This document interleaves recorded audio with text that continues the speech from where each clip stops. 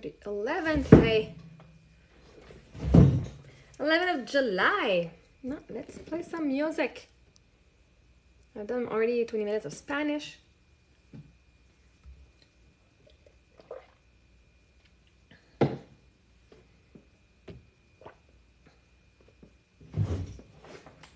Let's play the piano.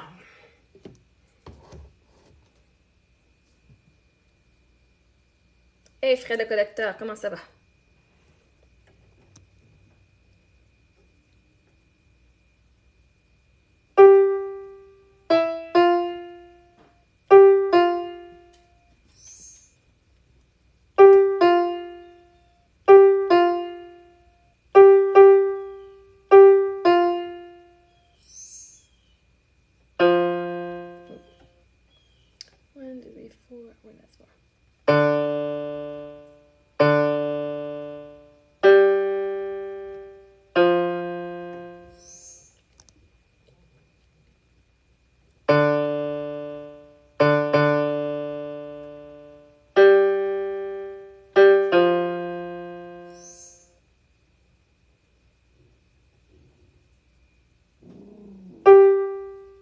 Hey James, how are you doing?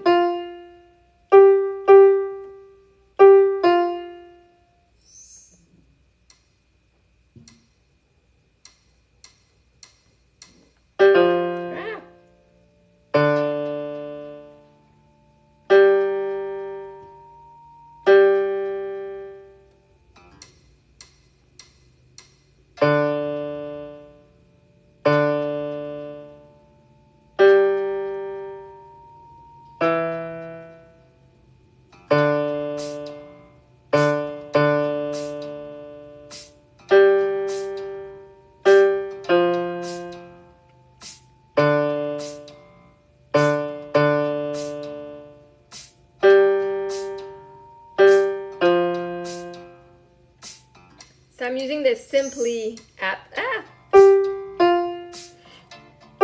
Simply Piano. Practicing piano. It's going fast. I've been practicing a few days already. I got an app here. And I said I'm gonna come and play because I got 5. I can give like 5 free like for 30 days trial. I had a 7-day trial. But you guys get to have 5-day trial if you want. 30 days trial if you want. What's 4?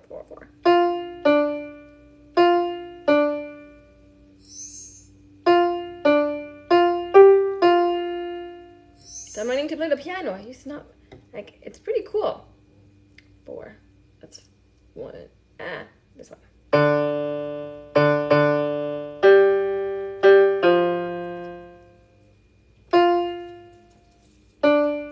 So if you like playing the piano or would like to learn, it's a great app.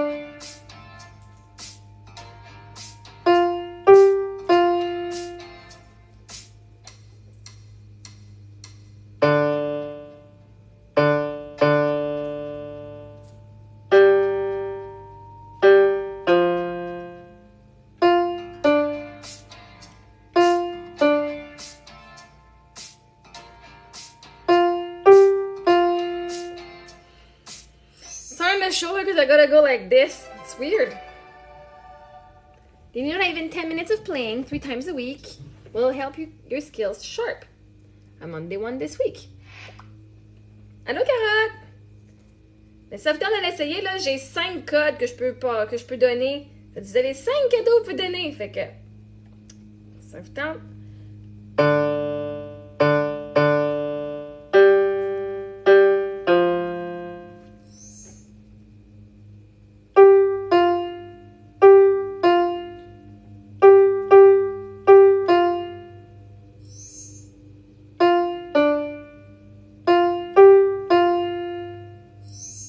Ça, on pratique la chanson Sugar de Maroon 5.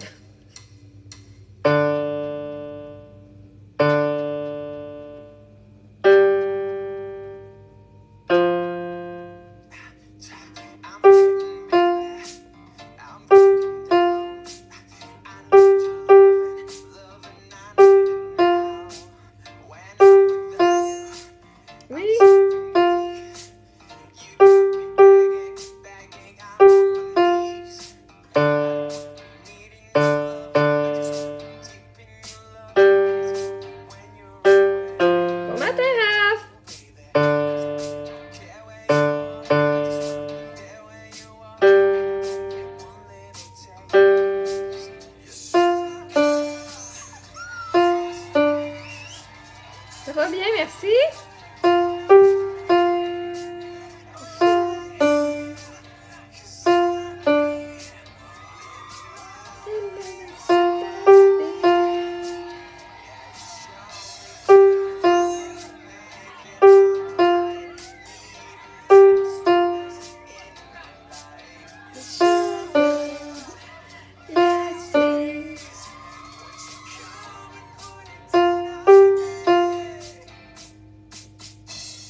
Oui, on apprend une composition. C'est le fait que tu as déjà... Oui, ben, mon mari est mort, fait que j'ai eu un héritage de 110 000. Puis j'ai aussi eu... j'avais 3 maisons, fait que je les ai vendues. Ben, j'ai appris une partie de Sugar. Mais là, par rapport à mon argent, ben là, je suis rendue dans les derniers... en bas de 10 000. Fait que là, ben, j'ai hâte que ma business parte un petit peu. Fait qu'aujourd'hui, c'est le Prime Day. Fait que, allez dans ma bio si vous avez de quoi acheter sur Amazon. Moi, je vends du Amazon aussi, donc sur mon site, puis j'ai le lien aussi d'affilié. Donc, chaque fois que vous achetez sur Amazon avec mon lien, moi, je peux de l'argent. Fait que ça vous coûte pas plus cher, vous avez les mêmes affaires, sauf que vous m'encouragez que je puisse venir passer du temps avec vous. Il est mort, là, 6 ans. Fait que ça m'a quand même toffé 6 ans, là. Mais avec ça, j'ai investi dans mon mindset, j'ai investi sur moi, j'ai investi... on a fait un petit peu de voyage, on a déménagé. J'ai vraiment travaillé à sortir de la toxicité puis à m'aimer, là. J'ai utilisé cet argent-là beaucoup. J'ai investi beaucoup en moi, mettons. Ça m'a coûté cher, mais c'est pas grave. Je valais l'investissement. Ben, me gâter, si c'était de guérir tout le trauma que j'avais, c'était une grosse... je me suis gâtée, oui. Je me suis partie une business qui, là, ça n'a pas été plus que ça. Mais j'ai bien du monde. Mais je le faisais pour me guérir puis m'aider. Puis je battais qu'à faire ça. On va aider le monde avec ça aussi, là.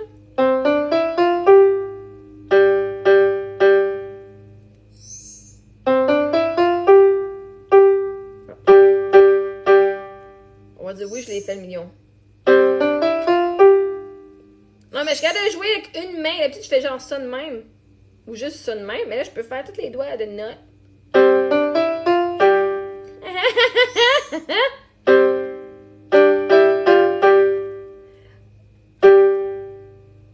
Ah oui, je tripe ma vie, là. Si ça vous tente de pratiquer le piano, j'ai un code pour vous. Ça. Ah non, ça. C'est cool, regardez. Ça marche de même. Puis mettons, je fais... Là, c'est quoi? Là, celle-là ici, puis celle-là. Si je fais une erreur, ça va me le dire. Okay, mettons, je vais faire ça de même, là. Je fais une erreur partout. Ça me dit non, recommence. C'est cool. Et je vais le faire comme du monde, là. J'ai toujours voulu jouer du piano quand j'étais jeune. J'ai jamais pris de cours.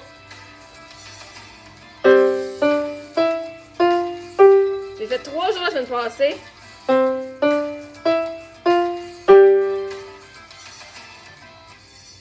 Et là, moi, je tripe ma vie. Je suis comme yeah!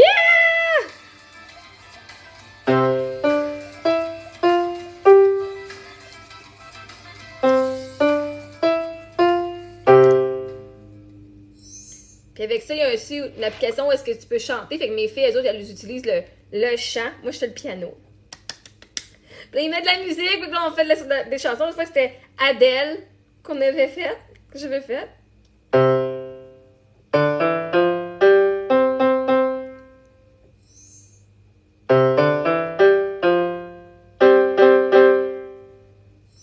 C'est pas parfait, mais...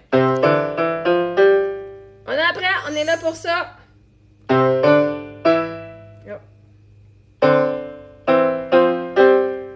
Des fois, je fais, ah, ça sonne bizarre, mais...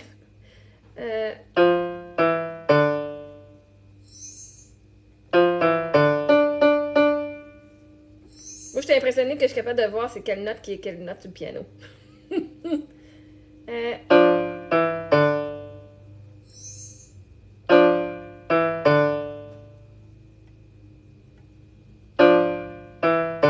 Comme je peux lire la partition, c'est cool.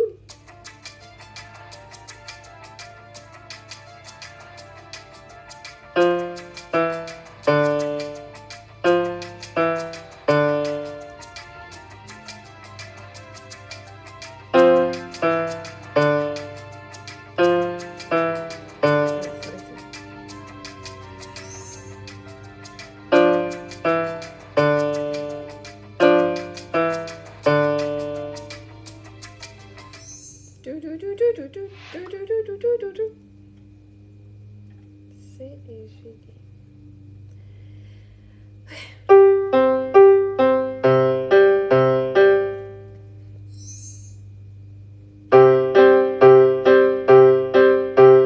Ah, ça sonne tellement cool.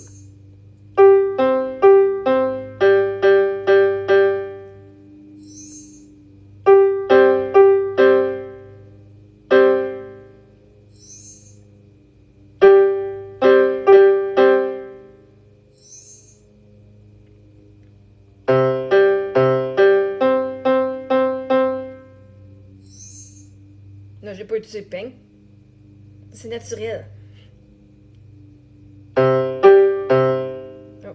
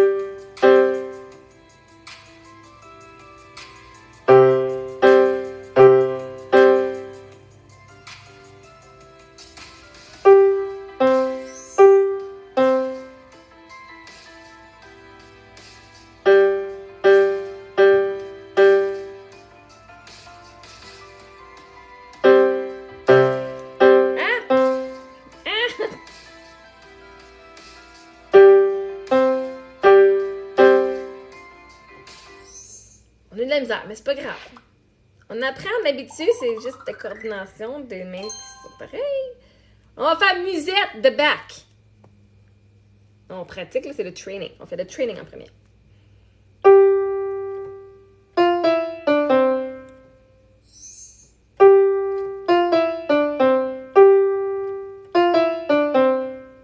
J'ai des mouches chez nous.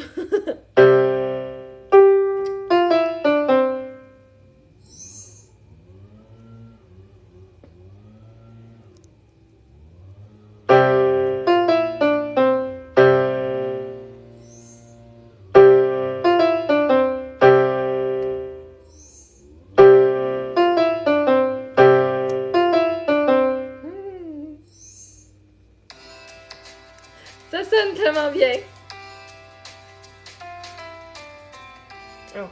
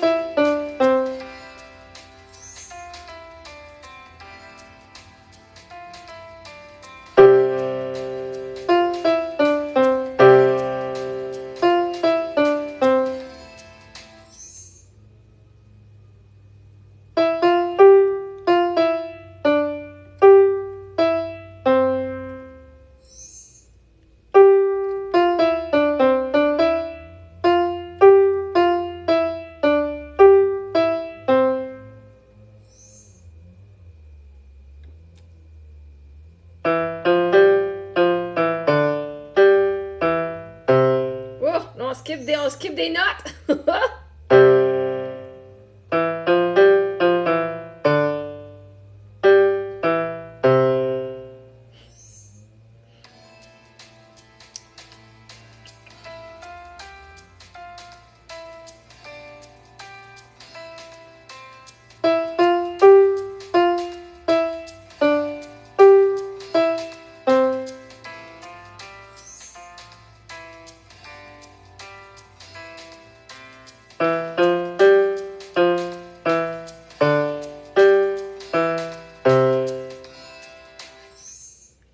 Je regarde même pas mes touches. I'm not even looking at my fingers. The whole piece. The whole piece?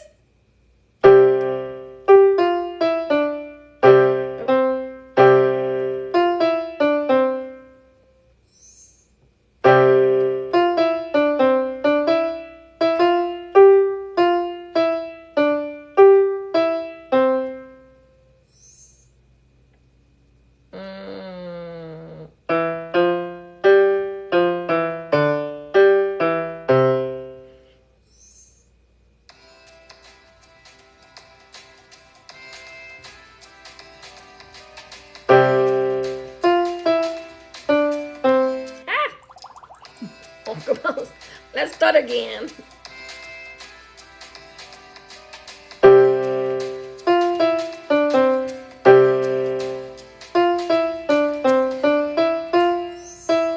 Ah, shit. Let's do it again. What's this finger?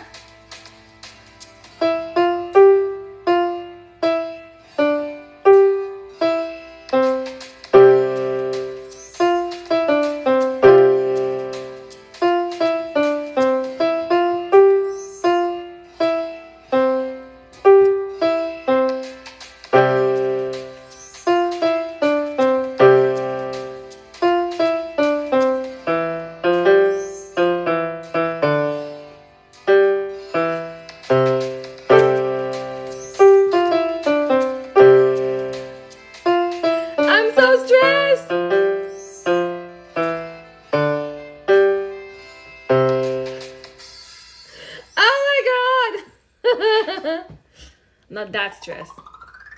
I'm pretty good. I'm actually pretty happy with oh, I unlocked one new song. It was coming fast. There was a lot of notes there. Which number is this one? The music is stuck. Let me try it without it. What's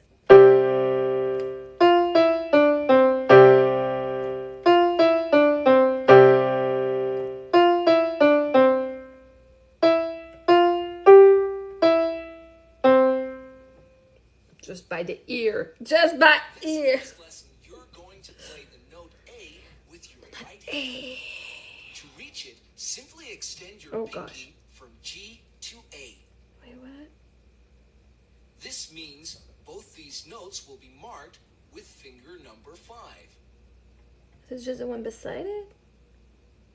There's this one there. G, A. Okay. Oh.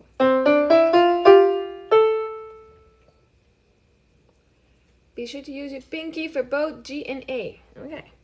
Alright. Alright.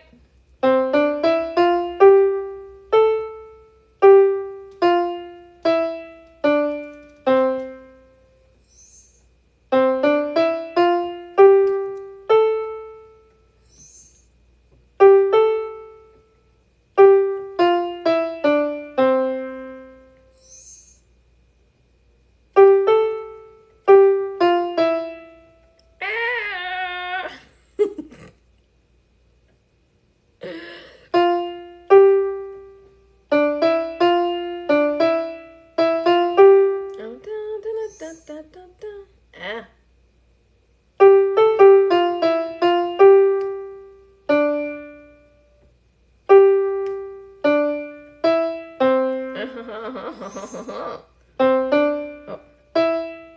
Always skipping a song.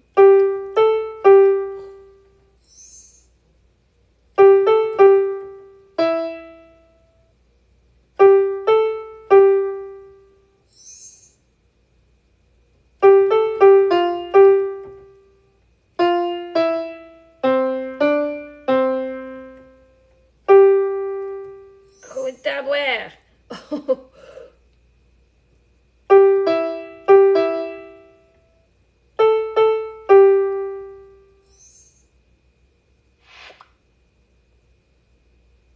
Stairway to Heaven. Let's do Stairway to Heaven.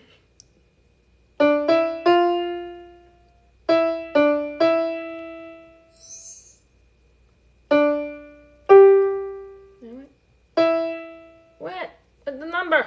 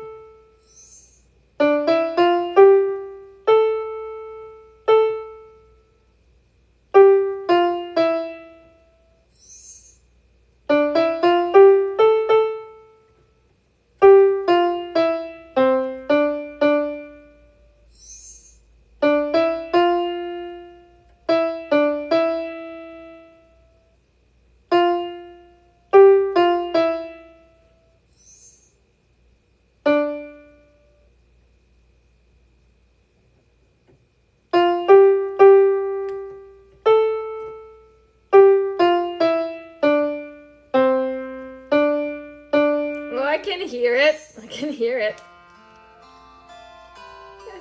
This is a good challenge. This is my challenge face.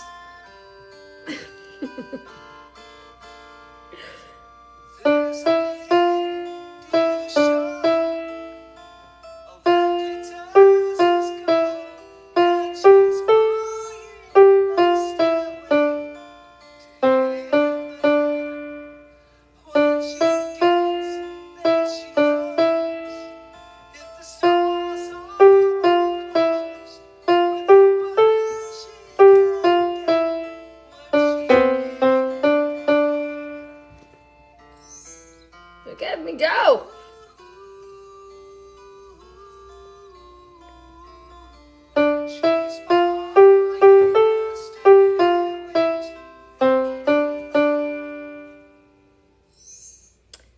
They're $1,000 a session, but if you do them on live, it's $20.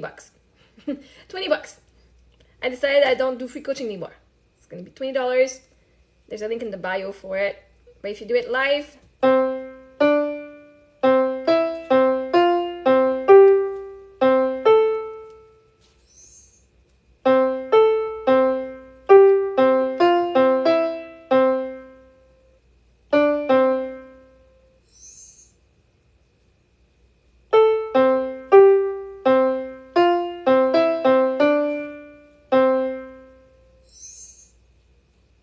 but there's a lot of people all ready to just pay $20. This is what, 1K private. Yes, 1K private.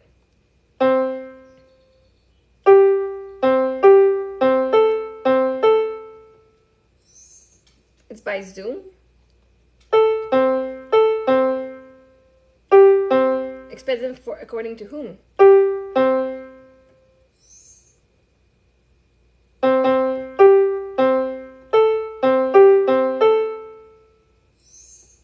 For someone who doesn't have money, yes, it's expensive. Somebody who has money, my ideal client, it's not expensive. Wait, 5. 5.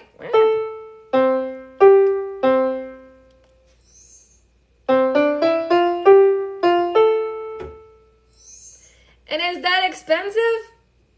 Because I'm worth it. Compared to what other services? I paid 25 grand for 4 months of coaching. I paid more than that for other stuff too. So it depends, like if you're not my ideal client, if you don't have the money, this is why I offer the $20 here.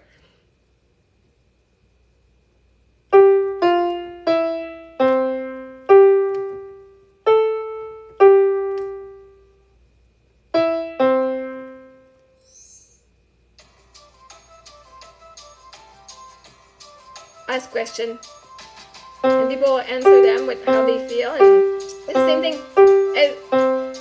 It's the same thing. Oh my god, I missed all of these.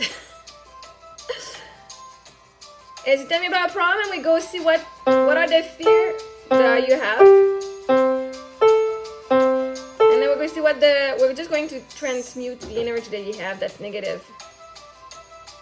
I've done it for a long time on TikTok. As of yesterday too, I've helped so many people. And then we work on your vibration.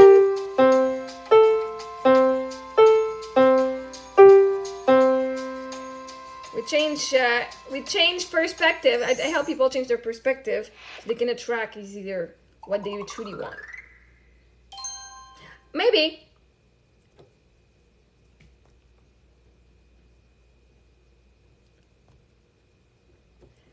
I'm not sure how to explain it. I've helped a lot of people. Like, people can manifest stuff.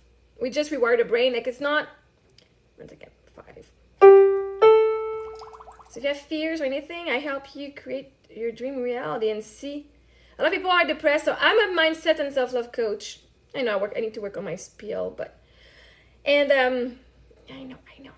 5. Okay. And if you don't love yourself 10 out of 10, I'm the right person to help you love yourself. A 10 out of 10 to see how you are enough. Feel like you're not enough. If you feel like you keep working hard and nothing happens for you.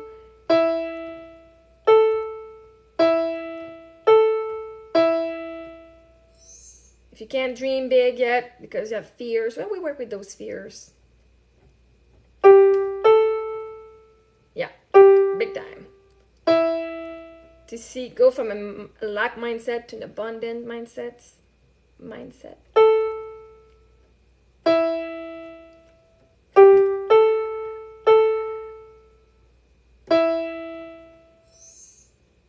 No, I don't do therapy. I'm not a psychologist. There's a lot of similar things, but I take you where you are and just keep moving. Hey, my voice is doing the notes.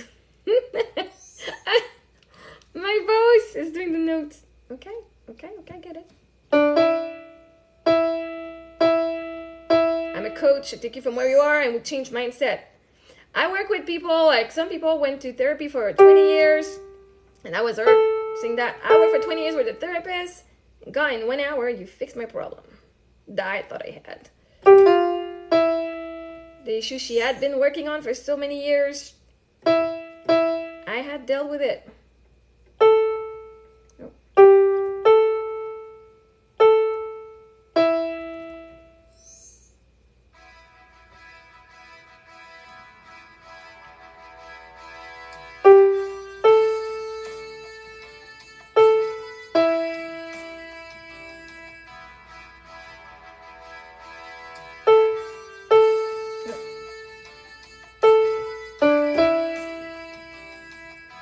Messing with the song. That's okay.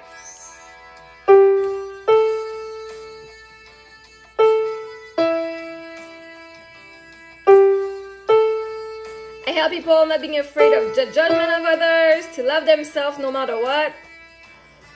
So a lot of people actually have went through a lot in their life, and they're like, I'm afraid of doing this, what people will think of me. So I work a lot with that. People taking back their power. Like, but he's doing that to me. Oh, well, where are you doing that to yourself? Because the world's a mirror of you and how you treat yourself. So if you don't respect yourself, people are not going to respect you.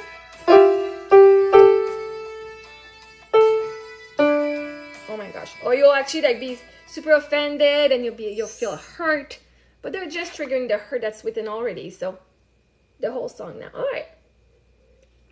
So when you learn to love yourself, you don't care about what other people think. So, okay. A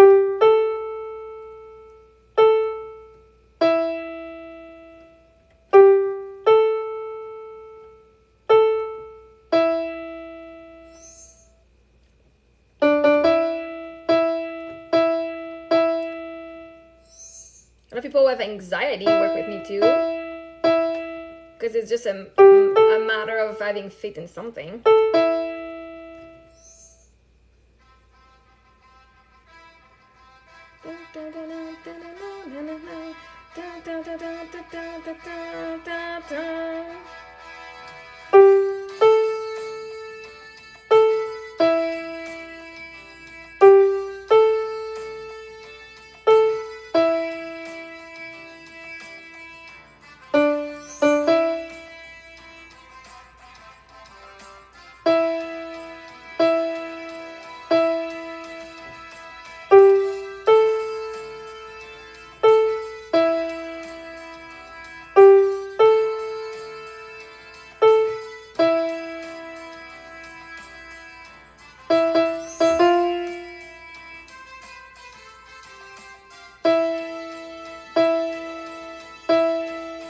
Maybe you're right. How would you brand me? Well, you don't know what I do, so it's hard to say what I would do, right, differently.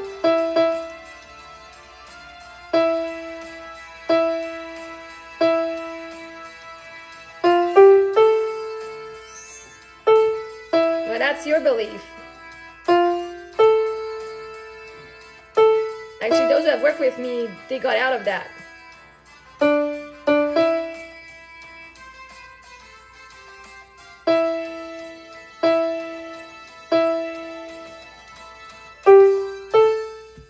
Actually, I'm going into acting and in modeling.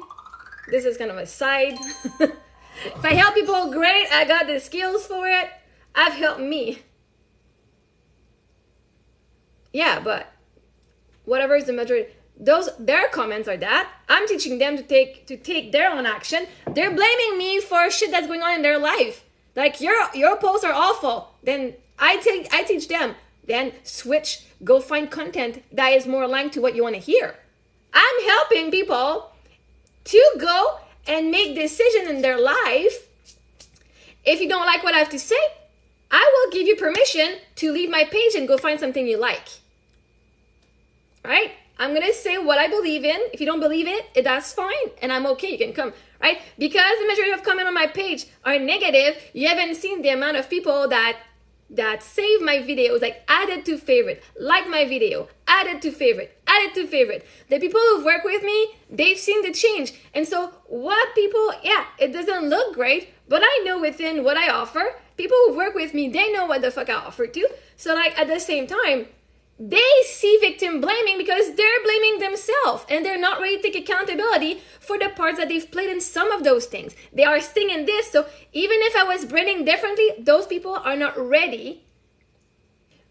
Maybe there will be the positive response from, I got a positive response from a lot of people, not these people, right? Because I got 10 people and I use these comments on purpose, right?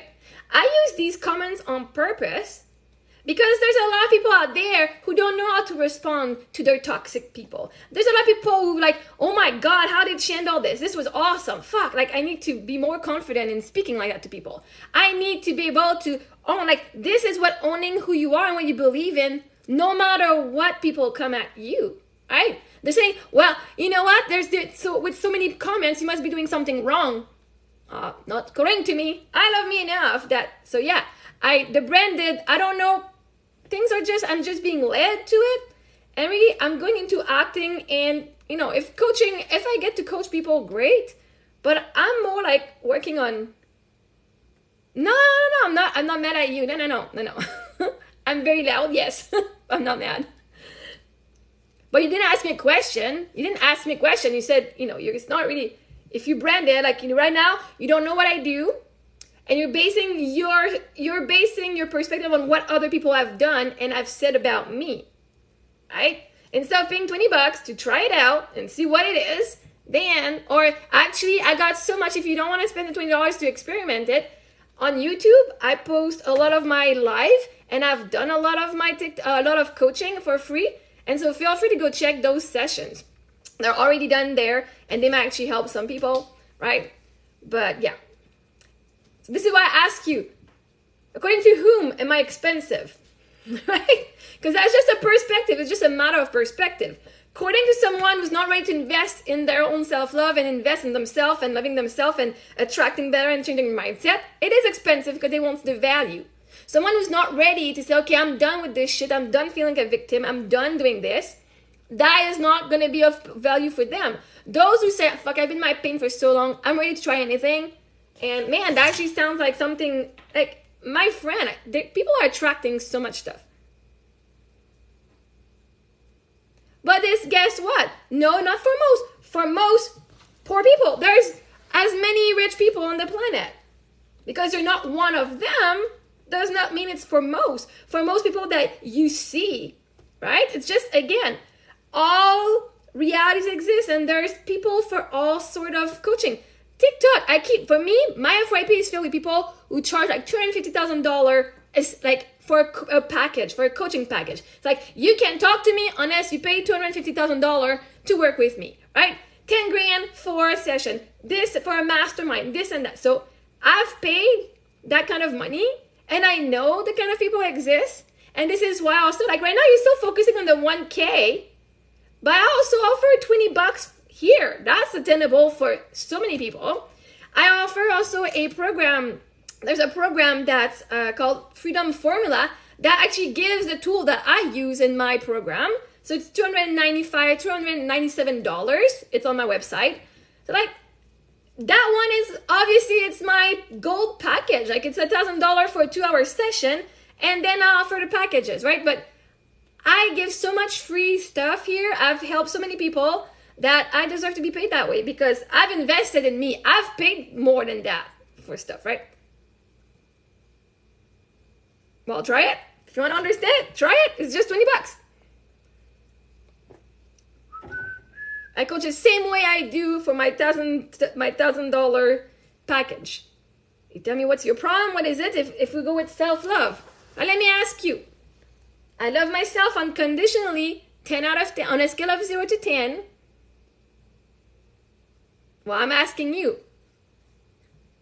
If you're going into therapy, it's because there's a problem that you feel you have. And you want to understand yourself more. Now I'm asking you on a scale of 0 to 10, how strong do you love yourself? 10 being I fucking love myself, and 0 is fuck I hate myself.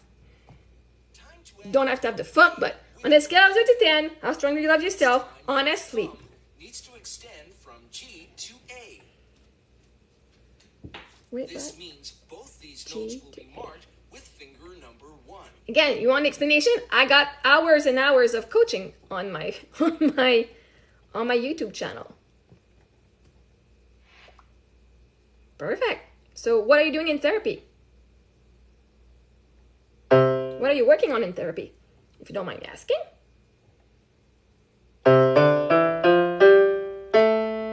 Ooh.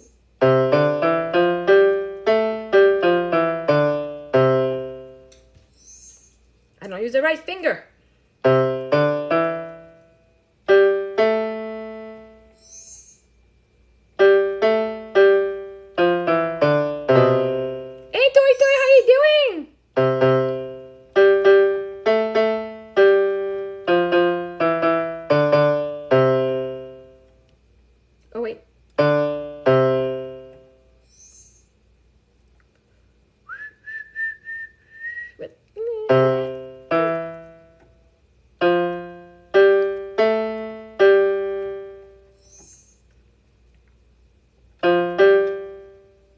Wait, what's this one? 1, 2, 3, 4. Yeah. Oh. What? Oh, I was on the wrong one.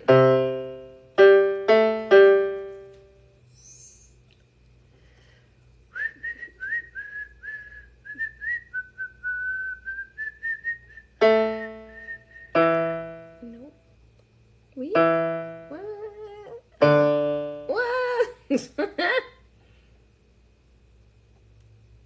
What's this one? Oh, this one I got that one.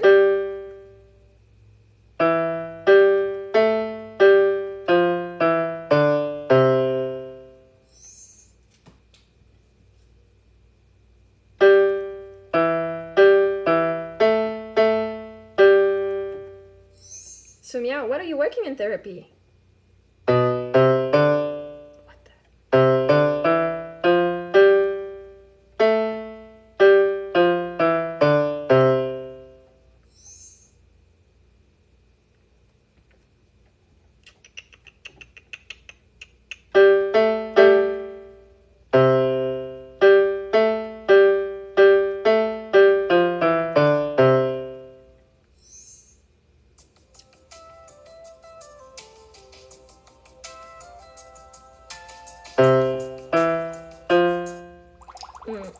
We're skipping notes. We're skipping them. Skip. No. Holy schneid. Okay, we don't skip. Don't skip. We're not skipping the entire time.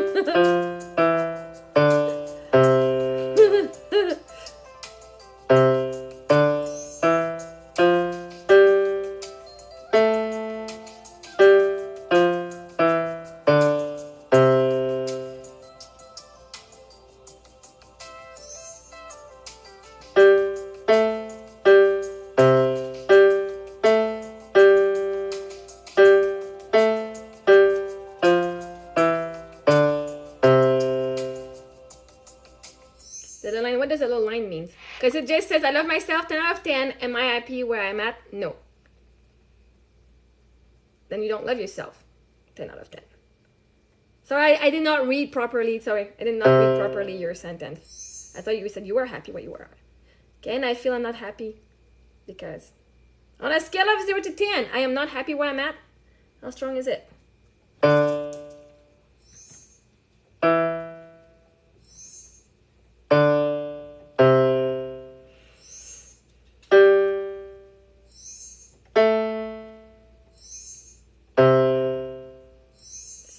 And I'm not, so now I would do, I'm not happy where I am because.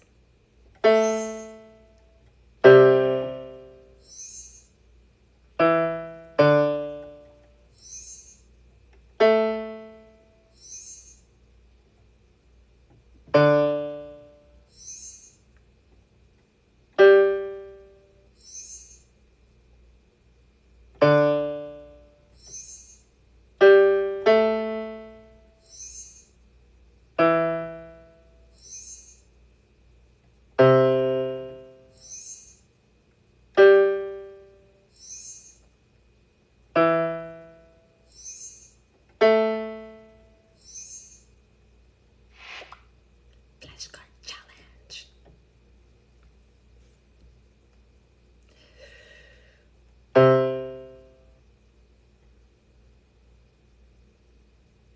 But you don't love it.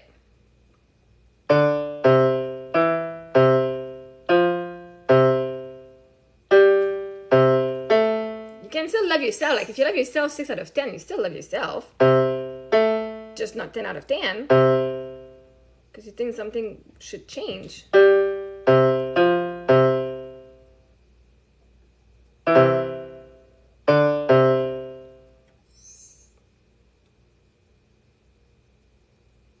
Okay, yeah, and they're gonna come. The universe is working on it. It's already done.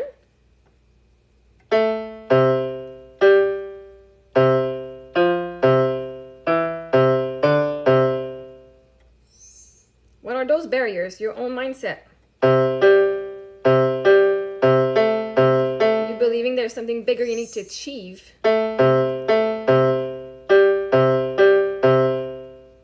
The universe already, you asked with the law of attraction, it's done. Now you believe you need to do something more to get it.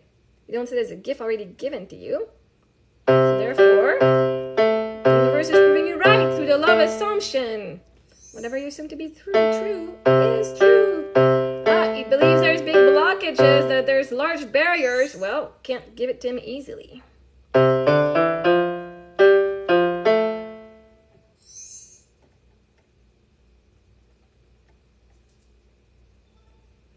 Yours, yes. People are ready to change their mindset, yes. And if you don't believe it can, then it won't. Your mindset, it can change your financial constraint if you work on your shit, on your belief. Everybody's gonna attract something different according to their own belief. If you believe different, if you believe that you can do it, even doesn't matter what, if there's a house in crisis, not for you, you're like, not for me.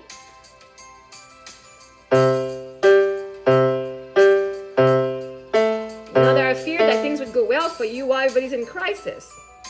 And that's something you can work on. Everything's already done for you.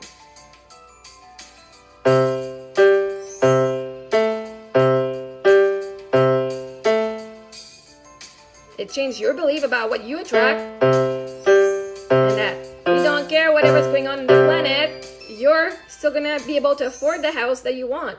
It's your dream life. You attract from your point of attraction, according to your belief.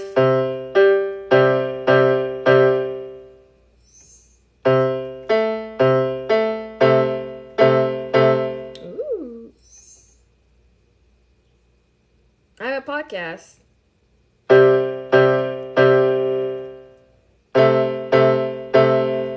You believe that you already have it. That's manifesting. It's already done. Your dream house is already yours. But you believe you need to have money for it. You believe you need... Once you're ready to have this house, the universe will show it to you at your budget, where you want it. But you gotta be open. If you're like, yeah, no, I can't do that. That's not doable. And you're not gonna see it ever.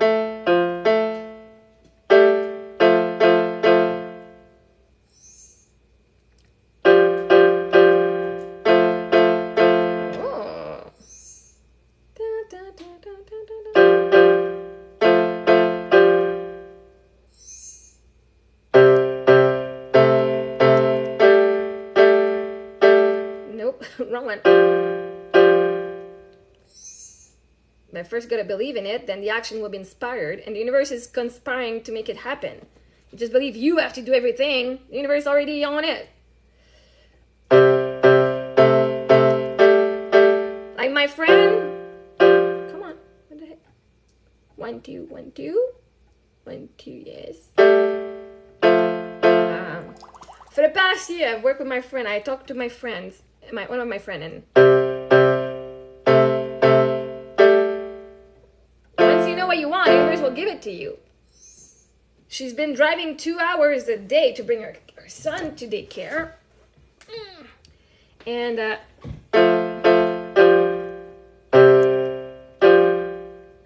she's like, I don't know how to do it. I don't know how else to do it. That's the best daycare she had. She was able to find a nanny in the end, to help her go and pick up her son when she was working. Now she's been manifesting her dream job. They say that they have a role for her, but they're gonna come back later for her. Anyway, and yesterday she messages me and she's like, "Oh my God, Marie!" I'm like, "What?" The daycare right beside her house, there's a CPU that somebody canceled, and they called her, and her son gets to be right there. She's like, I don't have to drive 2 hours a day anymore. I don't have to spend 12 grand a year anymore. It's right there. Marie, you were freaking right. Amazing. I wanted it. It happened. And actually last week she told me, she said,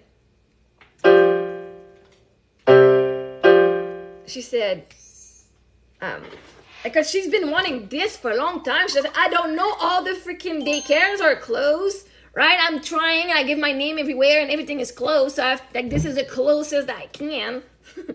I'm like, well, of course with them. That's what you think. The universe will have to prove you right. And this weekend we had a conversation. She's like, no, I don't want to move anywhere. This is where I lived. I got some support. This is where I am. No, she didn't do anything different. She said, I live here. I put her in a mindset she's like, oh my God, I live here. I'm not going anywhere, because she got some other issue with her ex, and that's fine. And I said, see how this is happening for you? And then she said, Marie, they just called me this morning about the daycare. I've been trying for a year. She's been contacting people. She's been contacting them again. And she was just saying, no, I'm staying here. This is who I am. Thank you. Things are coming. This is what I want. The universe unlocked a spot on her street at a neighbor for her kid to be there, because now she knew what she wanted, and then it brought it to her. She didn't call anywhere. She gave her name a while ago, and now she's like, oh my God, now it's happening. Like, yeah. And I'm like, I wouldn't be surprised if the job would call you very soon to say that it's yours. All right, because she got all the stuff. So people are actually getting what they want.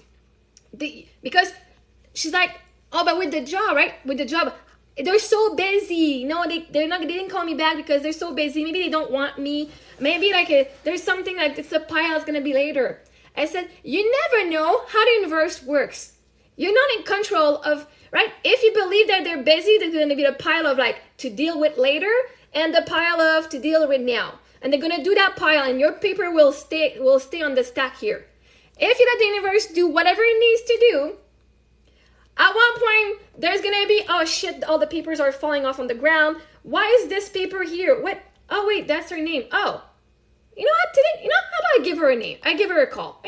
See, like something I want to do for a while, or you know what? Today I feel generous. I'm gonna give her a call.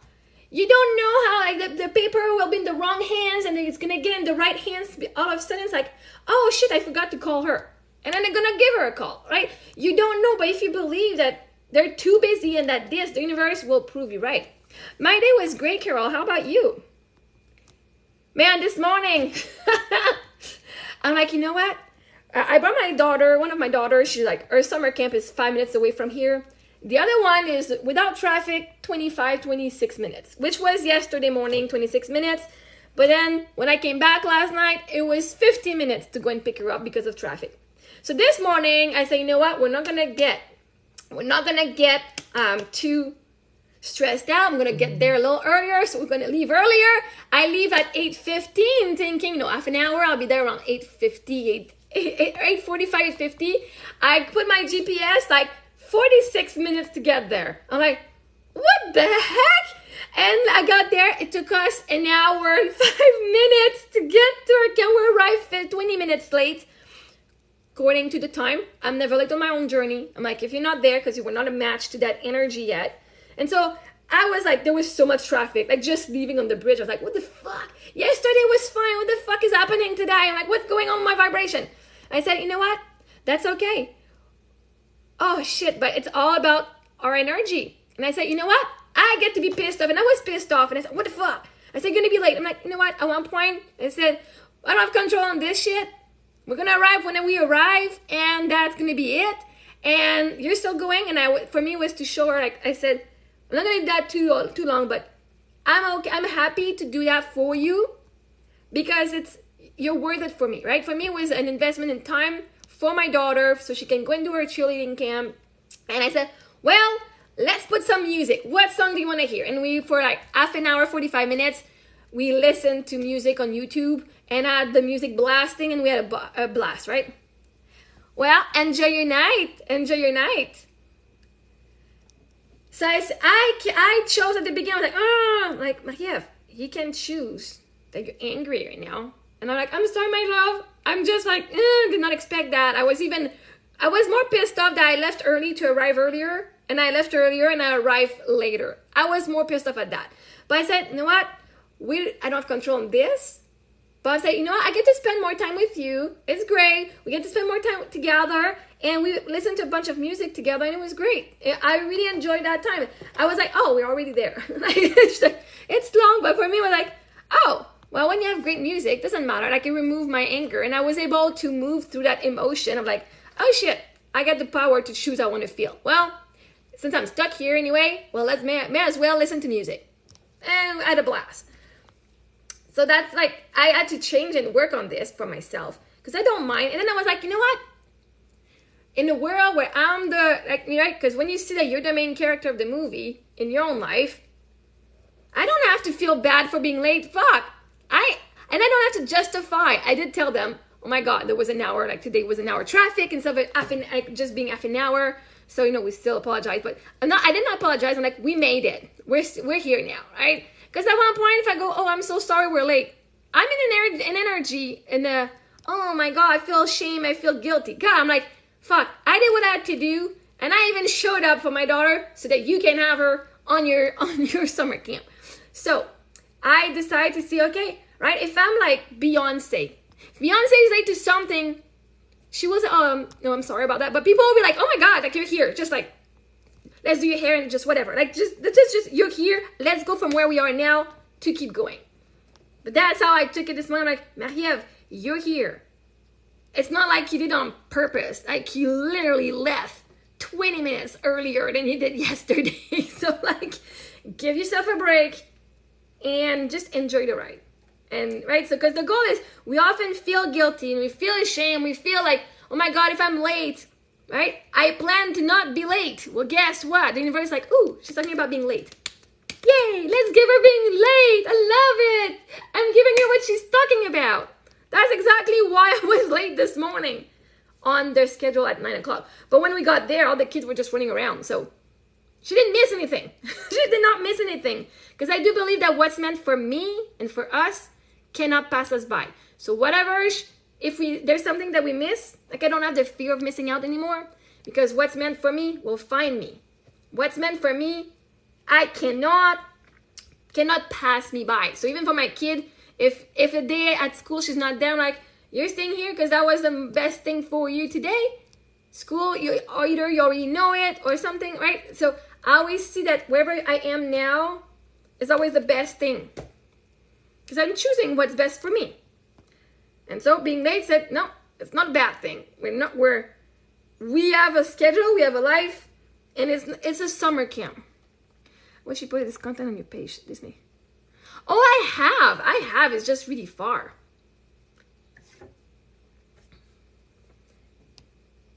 But yeah, well, thank you, yeah. But right now, I was like working on my shit too. Like I got my stuff, I got triggered by these people, like, ugh. But I answered the question, so go and ask me a question on under the content and I can answer it, right? This is one thing too. But because right now you don't see trauma as being positive. Trauma has its purpose, right? To me, I don't think that trauma is less better than whatever I just shared, because both of them are stories. I share my own stories. I did get sexually assaulted by my massage therapist. Somebody said, oh my God, you didn't go through anything that needed healing. Fuck, my husband died 6 years ago when I was 32 with a 6-month-old baby and a 2-year-old. Like, what the fuck you mean I didn't go through anything that needed to be healed? I had people gaslighting me. I hated myself. That is the worst thing, is not people hating me. It's me hating myself, right? So like, the trauma base is also part of what I went through. Of the body-based response trauma, it's deeper in mindset. For me, what has worked with me is changing my mindset and how I see me through these things. The sexual assault didn't bother me, you know why? Because I love myself. I didn't say, oh my God, what did I do to deserve this? I don't deserve that. I didn't do anything. Oh my God, I'm ashamed. No, because it happened when I already healed all of this stuff, right? So once you work, because that's something. People will go into therapy for so many years because of the trauma and how they make them feel. Well, we just need to, how does that make you feel? And I work with people with trauma. People who got trafficked as kids, who got sexually abused by their own family or doctors and stuff like that. And when I work with these people, they're like, oh shit, yeah, I can see where my power, where I give my power away, right? So, yeah, this is why we do tapping. The body keeps the score. And this is why, because if you keep saying I'm a victim and I'm powerless, guess what? The body will act like you're powerless. And it will remind you. And then you feel guilty for feeling this, because when you talk to someone about it, you felt ashamed and you were praying for this shit. So that it stays stuck in the body or not, the goal is to release it and transmute it into something positive. If you're going to have something stuck in the body, I use the metaphysical anatomy book. So when people come and say, I got this disease, I got this illness, I got this bubble, well, I'm like, well, let's go check in the book. And what I do with people is, this is why the first session is a 2-hour one, because we do an inventory of what happened, like not in details, just, hey, what was the worst thing in that relationship? How did that make you feel? What was the worst thing in this job? Like for like a couple job, and like, did you have any trauma that you want to mention? And how did that make you feel? Not even talk to me about the trauma, what happened? No. What was the worst thing? how did that make you feel?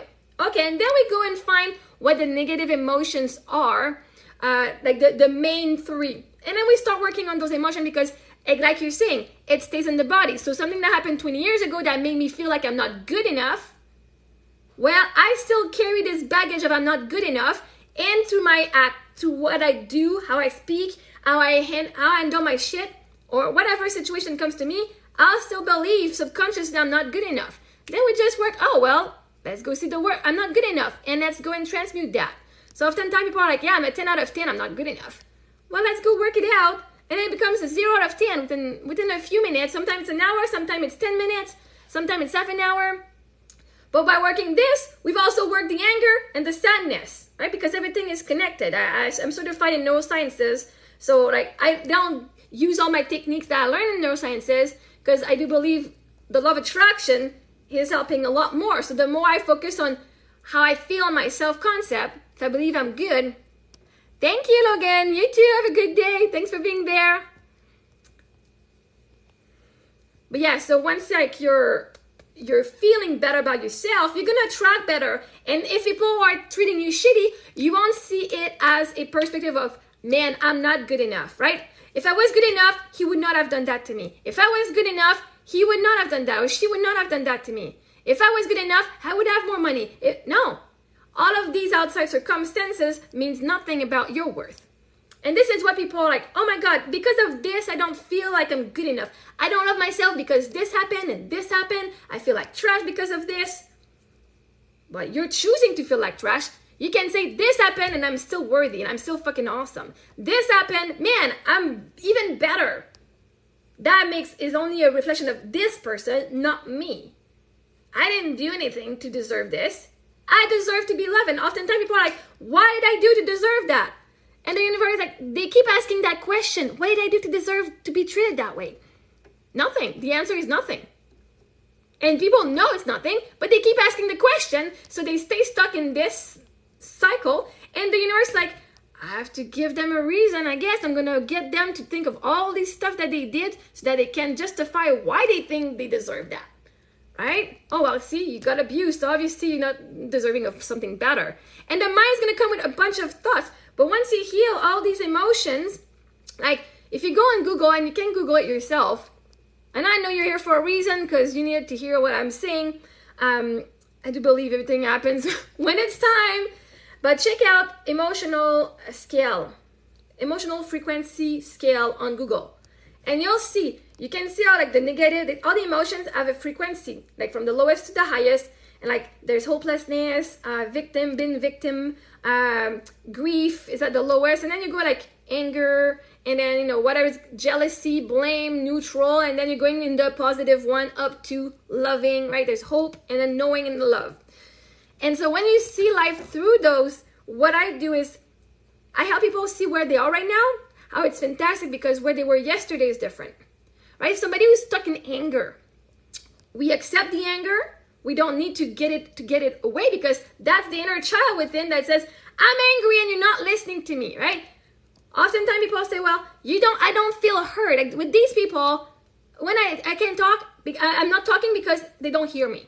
I don't feel heard. Okay, well now let's see that I don't feel heard because that's your inner child, not that you don't hear. You don't hear your inner child.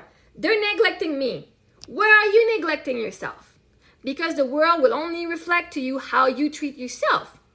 So when you're gaslighting yourself, people are gaslighting you. It's like, where are you gaslighting yourself? Where are you not seeing your work? Where are you trying to justify shit from you?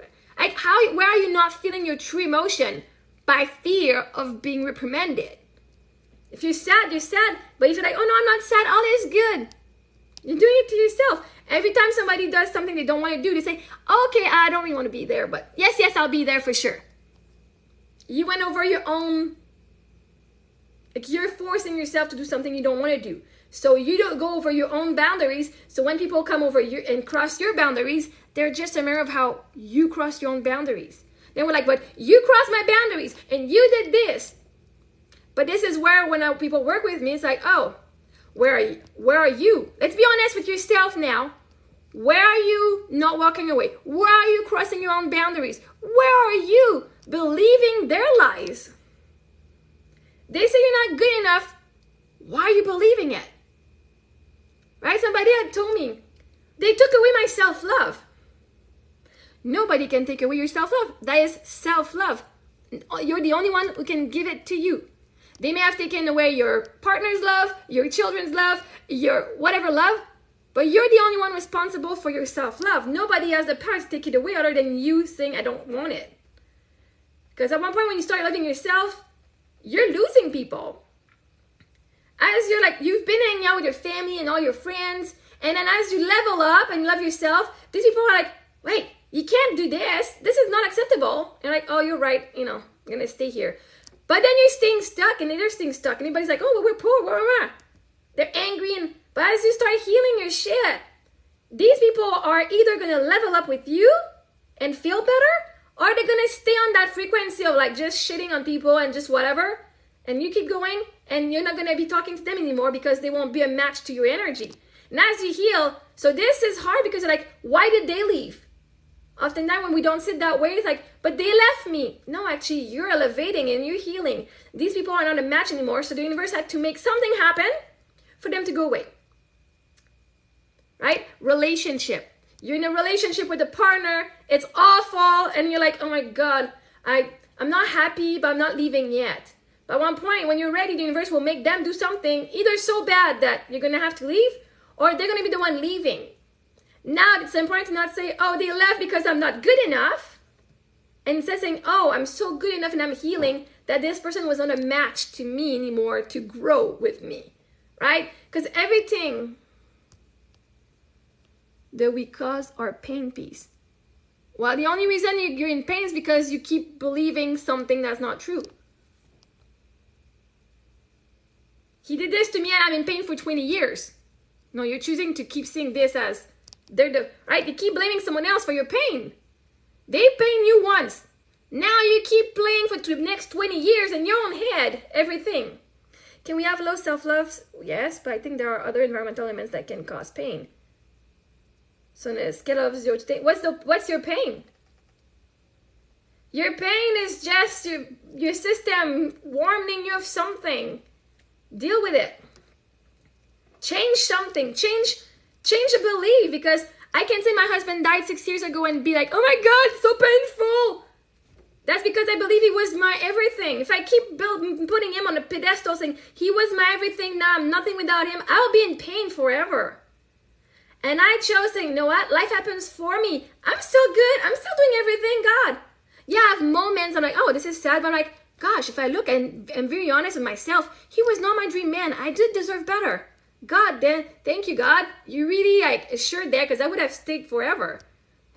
I chose to see it in a different lens, because everything is neutral in life. You get to choose how you're going to perceive something. Grieve your husband, be in pain while still loving yourself. Yeah, but because now I love myself more, I'm not in pain. I don't make him like, oh my God, it's just, if I want to be in pain, I'm going to be like, my God, my kids don't have a dad. They never knew him. Right? And I'm going to go in that pain, but I'm like, it happened that way. And they're doing great. Right? So it's just the story I make up in my mind concerning it. Like, I can still be in grief and love myself. Yeah, because I love myself unconditionally. Right? I choose to love myself no matter what emotion I live. So some days I might be in grief. I still love myself. Someday I'm going to be super happy and I will love myself. But I'm not going to feel ashamed for being happy, or I'm not going to be ashamed anymore for feeling grief. The pain was from feeling ashamed for having emotion that I didn't think I was supposed to have. That's where the pain comes from. Not because I was sad or not. I know. But the pain came from being ashamed, from feeling emotions, from not being supported. When I was going through these, for hating myself, the pain was from hating myself for having emotions that I didn't believe were the right emotions. I was happy when he died. I was at peace. We had said everything. I had money. I was starting to live my dream life. There was a lot of shame, like people would think I didn't love him. Did I really love him? Oh my God. That's where my pain came from. Not because he died. Oh, I got that pain when he told me he had 4% chances of surviving 5 years after 3 months of treatment. But see, no emotions are shameful. That is not how I was raised. Fuck, my dog had been hit by a car and I was crying and screaming. My dad, just stop, right? Just stop. But caring for someone who's dying is hard. It was not hard. It really was not hard for me. It was the easiest thing ever. When my mom was sick, though, that one was hard because I did not see it coming. It was my first time. Now my husband was the second one I was accompanying his death. I was ready for it. I was okay. I'm like, okay. And I was able to detach myself from, I'm losing my husband, to, well, this is what's going on. Let's be amazed by the body. I was amazed by how his body was responding to treatment or not. And I was just like in awe. I chose to see it to see him for an awesome person. So for me, caring for him, I actually had fun.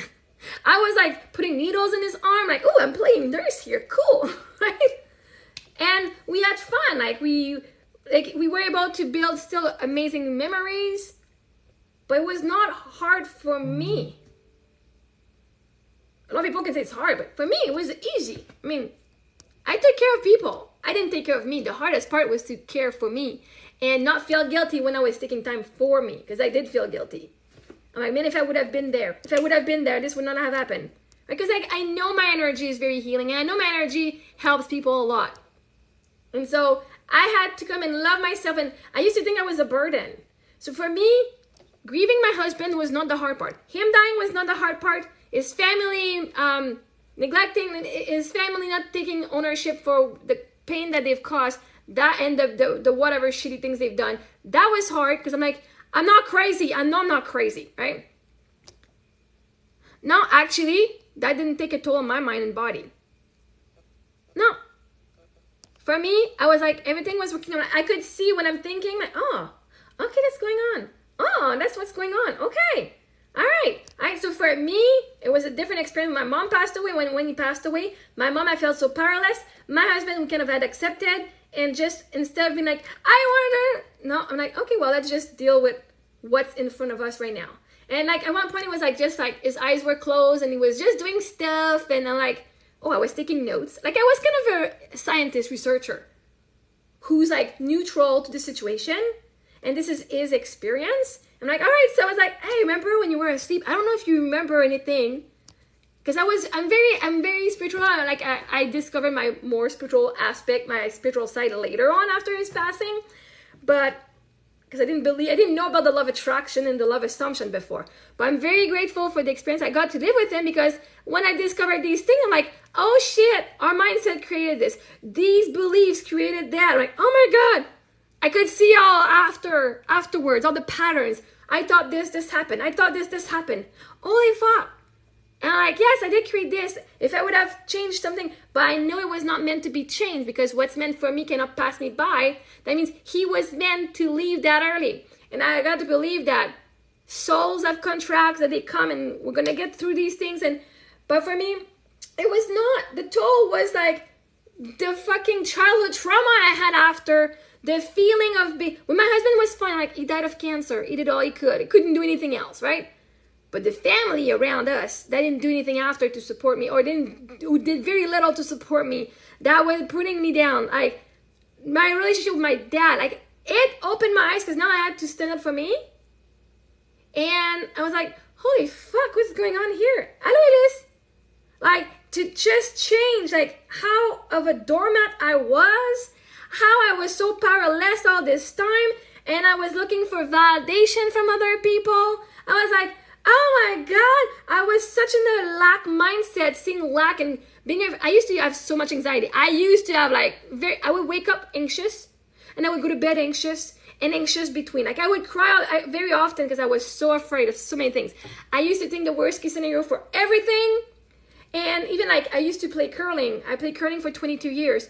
And when I was skipping, I had a plan A, B, C, D, E. If she misses her shot, misses her broom, we're going to do this. I already had all these plans. I went on a date with a guy and I had plans. If it rained, if it was sunny, if the place was full, because I needed to be in control. And then I discovered that, hey, I got to work with the universe. I discovered that the universe treats me the way I treat myself. I'm like, oh shit. I was not loving myself, and I was giving all of my energy away. So because of that, I was not a match to receiving. And yeah, so that was a wake up call of like, oh my God, I need to see my worth.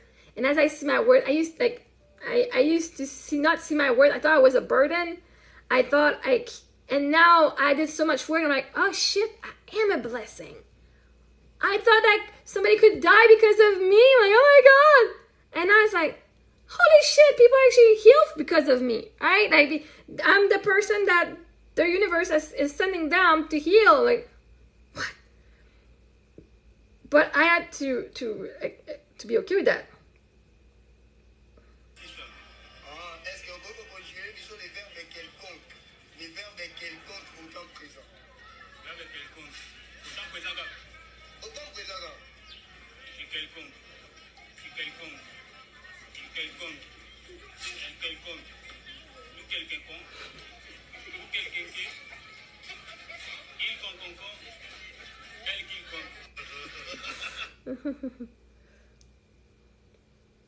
My kid's bus driver is sending me on Instagram funny shit.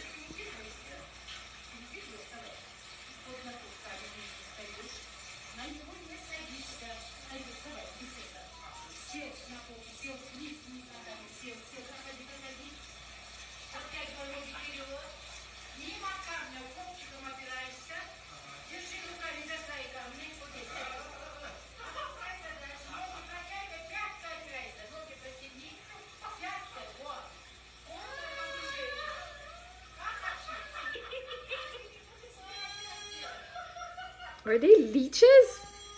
Oh, gross. No, they're just fish. They go in his body. They're going to wash him.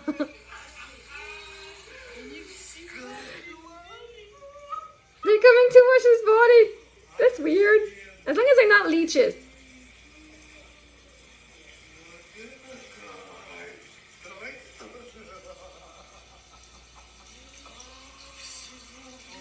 Hey, if they eat my dead skin, whatever. That's fine with me.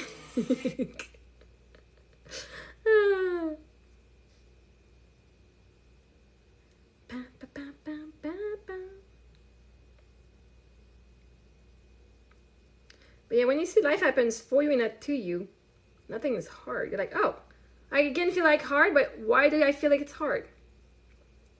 Just a matter of saying, what do I believe is hard? Do I believe I need to do more?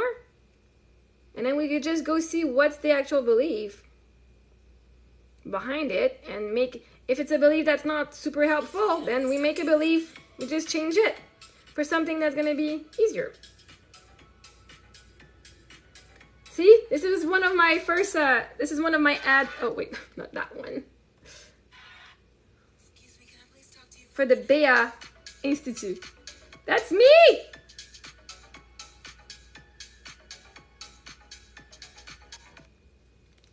My first collaboration with a company for acting. It's like, we need a model. We're gonna have a photo shoot. I'm like, okay. And they offered me like Hydra facial. So I'm like, yes, nice. How larger environmental forces can impact us? Well, this is why when your mindset is strong, doesn't matter what the environment around you is, your mindset will, and actually your environment will be reflecting your own thing. You can have the same government. Somebody who has a positive mindset would be like, oh, awesome, they are. And be like, oh my God, yes, thank you. Somebody who has a negative mindset would be like, oh, fuck you, government, right? So the environmental force, you are the one deciding how life is for you.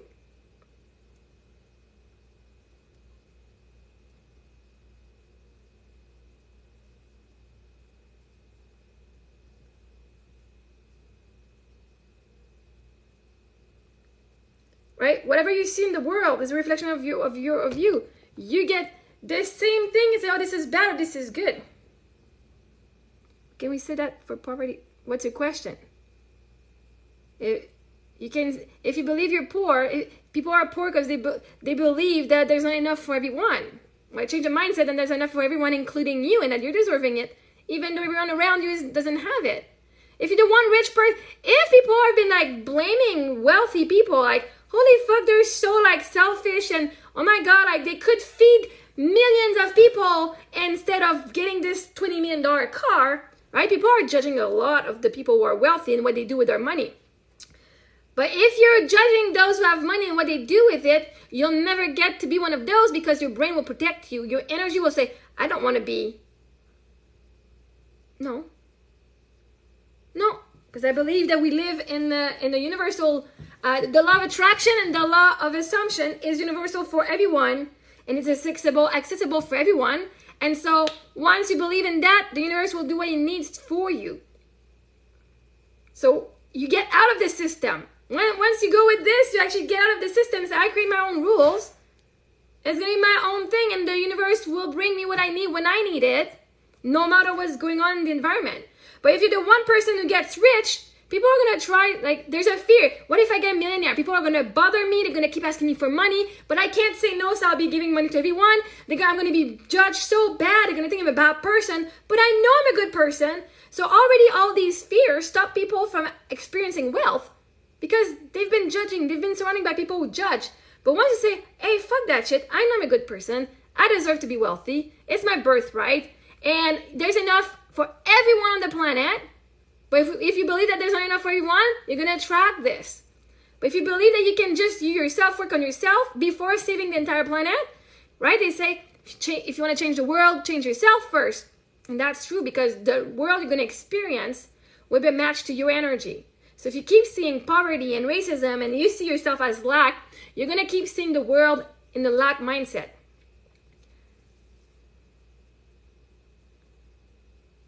But why? Law of attraction doesn't make exceptions. Whatever you think of, you get. There's no exception. It's already done. What you want is already done. Oh, you believe you're not worthy? Okay, well, law of assumption. Whatever you believe is true is true. Okay, so you think you can't get it? Well, I gotta prove you right. It's that easy. It's the most like constant law. So when you see something that you don't like oh, where I manifested that, okay? Where was I not clear enough in my head of what I wanted? All right, so it's the same thing. There needs to be some nuance for what? Tu trouves ça plus cool? De quoi que je trouve ça cool? Plus cool? Right? It's like, oh, life is unfair. No, life is actually super fair. It's giving you exactly what you think about. It's giving you exactly what you think about. Ben, moi j'aime ça parler en anglais. Moi j'aime ça les deux, right? Quand j'ai du monde qui parle anglais, je parle en anglais, mais j'aime ça parler en anglais. Je vais pouvoir parler avec des vedettes de Hollywood. Je parle aussi espagnol. Je prends un petit peu des cours d'espagnol. On peut faire j'en refaire un petit... Oh non, je peux pas en refaire parce que j'ai busté mes 5 heures et je ne paye pas pour la version gratuite en ce moment de Duolingo. Maintenant, je vais le faire, mais je suis rendue là cette semaine. Là, la semaine passée, j'ai fait le top 15 me rendre au niveau... Là, je suis dans le Gold League. Je suis dans la Ligue d'or. Puis le top 10 avance pour la semaine prochaine. Mais j'ai fait la ligue, ouais, fait que j'apprends l'espagnol. Ben, je l'ai déjà appris. Ben ouais, mais je suis fière de ma langue aussi. Mais là, j'en parle 3. Je suis fière de parler anglais. Je suis fière d'apprendre l'espagnol puis de parler l'espagnol. Moi, je suis juste fière de moi, pas juste ma langue, là. Parce que je parle anglais puis que je parle espagnol ou que je parle d'autres langues, ne veut pas dire que je suis pas fière de ma langue. Je suis fière de toutes les langues que je parle. Je suis fière que je peux me voyager dans le monde entier puis que je vais avoir du monde qui va me comprendre. Why are we mad about speaking English? Because he can't speak English. Tu parles en anglais, toi, le travailleur? Parce que tu as plus de langues ne veut pas dire que tu n'es pas fier de ta langue maternelle. Parce que je parle plus en anglais parce qu'il y a du monde qui parle pas en français, ne veut pas dire que je suis pas fière, là. Hein? Tu m'as dit pourquoi tu parles en anglais. Tu m'as pas dit pourquoi tu n'es pas fière de parler en français. Right? Un moment donné... No, they're not too much. They got their own shit going on. They got their own stuff. Like, I don't... If somebody's too much, it's just because it makes you feel like not enough. People are too much, and it's good. It only triggers where we're not enough. Oh my God, you speak too much. Where are you not speaking enough? Where you take too much space. Where are you not taking your space? That now instead of saying, I don't take my place, is you blaming me for taking too much space. Take your place. Your place is as much as me. Like, everybody gets to have their place. Just take it. It's right there, but if you don't take it, right? There's space for everything, but what do we want the most? We want, and it's not hateful. He didn't say anything bad. He just asked me, why do you speak more in English? I'm proud of my mother tongue. There was no hate in here. See, like you're seeing hate. I don't see hate. Just like you asked me a question about what I do and if I should not rebrand my stuff, there's no hate in here. Now you assume like you're the one hating. Oh, fuck Québécois. Like, I love Quebec, but I mean, those anti-English people are too much. You're the one hating them right now for being too much. You're the one judging them and rolling your eyes about Québécois who love their mother tongue, right? No. You meant this. Now there's general and specific. You get to choose what your comment means. You chose to have this reaction to his comment. You just say, ah, Québécois. In general. No, we're not all the same. See, you're putting everyone in the same boat when we're not in the same boat. So you already judged this person because he did that comment on like, oh my God, like the Québécois are too much. Those who love their language too much are too much. Why are you not proud of yourself more? Right? That mean my comment about Québécois? Yeah. See? So you were in a hatred space. Instead of appreciating the guy for being, having conviction, you're already like, oh, fuck off. Like, you didn't say fuck off, but yeah. You're the one in that energy, and because you're wearing those sunglasses of well, the world is awful and all this, and oh my God, well, you're seeing anything that's not even like you got triggered by somebody say, well, I'm proud of my mother tongue. You saw it as being hateful, but you're the one who's hating right now, right?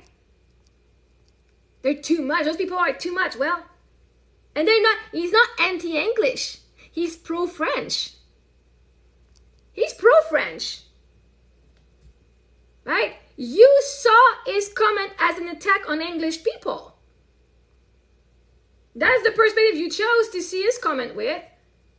Instead of like, are you not proud of being French? Like, you speak French, are you not proud of that?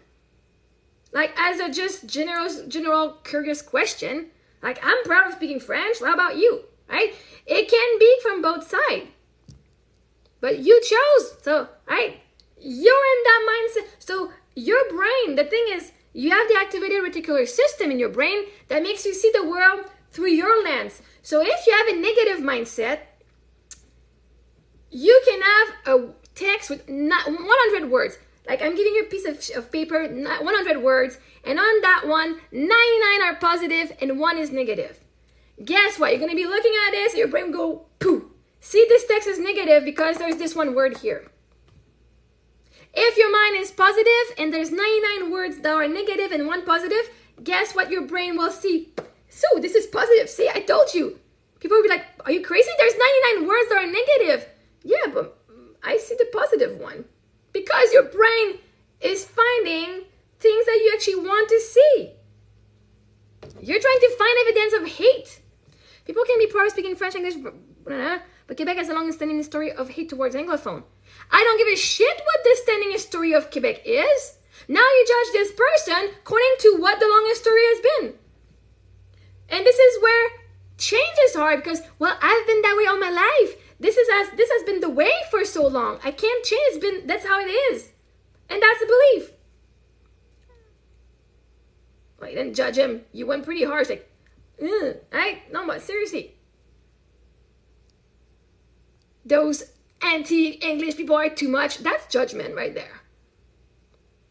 You're trying to put them down so that you feel better about yourself. People are too much make us feel like not good enough. You didn't say, why are we mad about speaking English? You said that. After was like, Québécois, rolling your eyes. I love Quebec, but these anti-English people are too much. That's where the judgment comes. You went full blast on that person for having asked a regular question. And having said he loved French. From this saying he loved French, you went and put an entire story of people on his back. From your transposition. You even use anti-English. He's not anti-English. He just asked a question. He said, I love this. He might be super pro-English too. He asked a regular question. And maybe he is anti-English. It's choice. But I'm not. And I'm still from Quebec. And instead of generalizing people from Quebec with this long history, fuck, I was angry I could only speak English. Only French when I was a kid. I'm like, fuck that shit. I'm going to learn English. I'm not trying to make you feel bad. I'm telling you. And I cannot make you feel bad unless you feel bad. I'm just putting a mirror of what you did. Oh, but he's hating. No, you are the one here right now hating. You went and jumped at his throat, like pretty much like that. And I cannot make you feel bad. If you don't feel bad, I cannot make you feel bad. If you don't feel bad and you own your comment, you're like, yeah, right. That's my opinion. I can't make you feel bad. I'm just expressing what has happened from my perspective here. Now you get to choose to say, well, okay, that's done. I don't feel bad about saying my comment and whatever. He shared his, now you're trying to make him feel bad, him, about wanting me to speak French. Oh God, these people. Again with this francophone. He just shared his opinion. He actually just shared how he feels about his mother tongue. Right? So we see the world the way what we do ourselves, right? We transpose on others. Why are you trying to make me feel bad about my opinion? I'm not. I'm trying to make you see a different perspective on the situation and the comment you've made. I'm not trying to make you feel bad about anything. It's to be aware of what's been transposed. I used to say, oh, you make me feel bad. Oh, no. I already feel bad. And then when you say this thing, I feel bad. Hey, Joe, how you doing? But if I don't feel bad about what I've done or what I said, nobody on the planet can make me feel something that I don't feel. I'm the only one who has the power to feel in my body.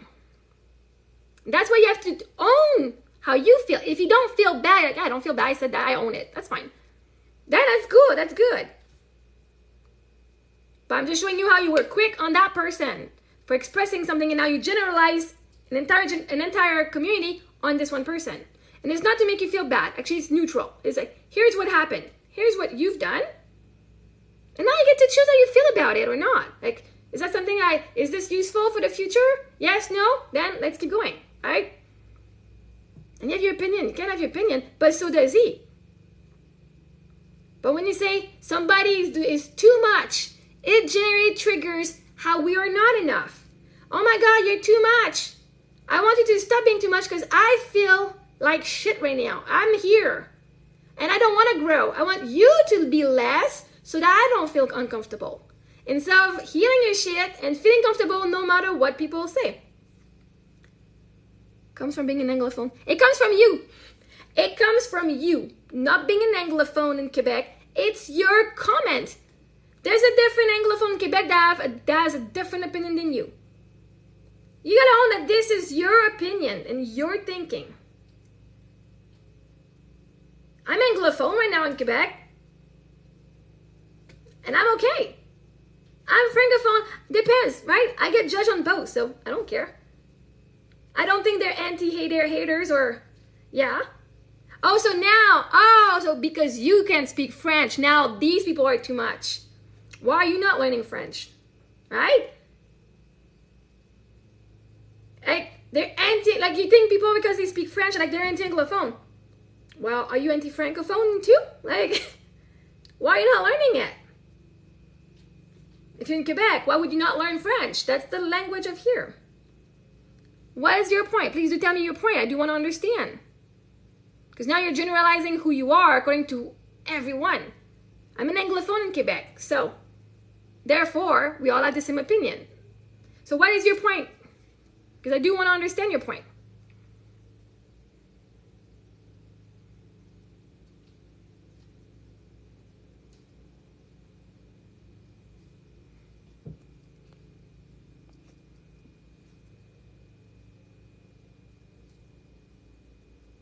When speaking English in Quebec, it's not to be treated poorly. Well, start treating yourself better. First of all, stop assuming that when you speak English, you're treating poorly, because that's what you're gonna attract more. If you judge yourself for not, right? I'm not fluent. You're already saying I do speak French, but not fluently. So therefore, you're already judging yourself here. I'm not good enough, so therefore, I'm gonna be treated poorly. I spoke French and I was treated poorly. But I was French speaking in a French community. I was treated poorly. So it's not because of the language. You're gonna attract people who are gonna, when you start loving yourself more, and oh man, I can actually speak French. I'm so happy when people like who are Anglophone start to speak a little bit French. I'm like, oh cool. Do you want me to keep speaking in French? Or like, when you're proud of the progress that you've done, when you stop beating yourself for not being better at this, then you're gonna attract more people who are gonna be like, oh my God, this is so awesome, right?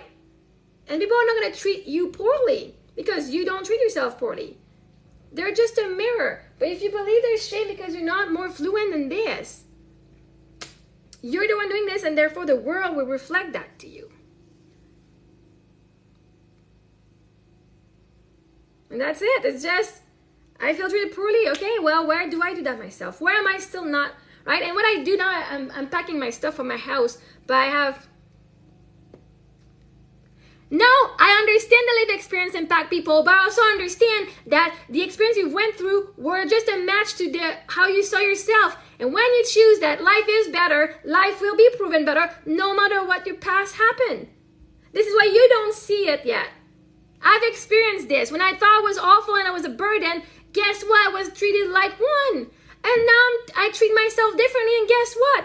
Doesn't matter that my husband passed away, that this happened and this shit happened and this shit happened, because now I'm attracting better because I think better of me. Because I choose I deserve better, therefore the universe gives it to me. No matter what fucking shit happened in the past.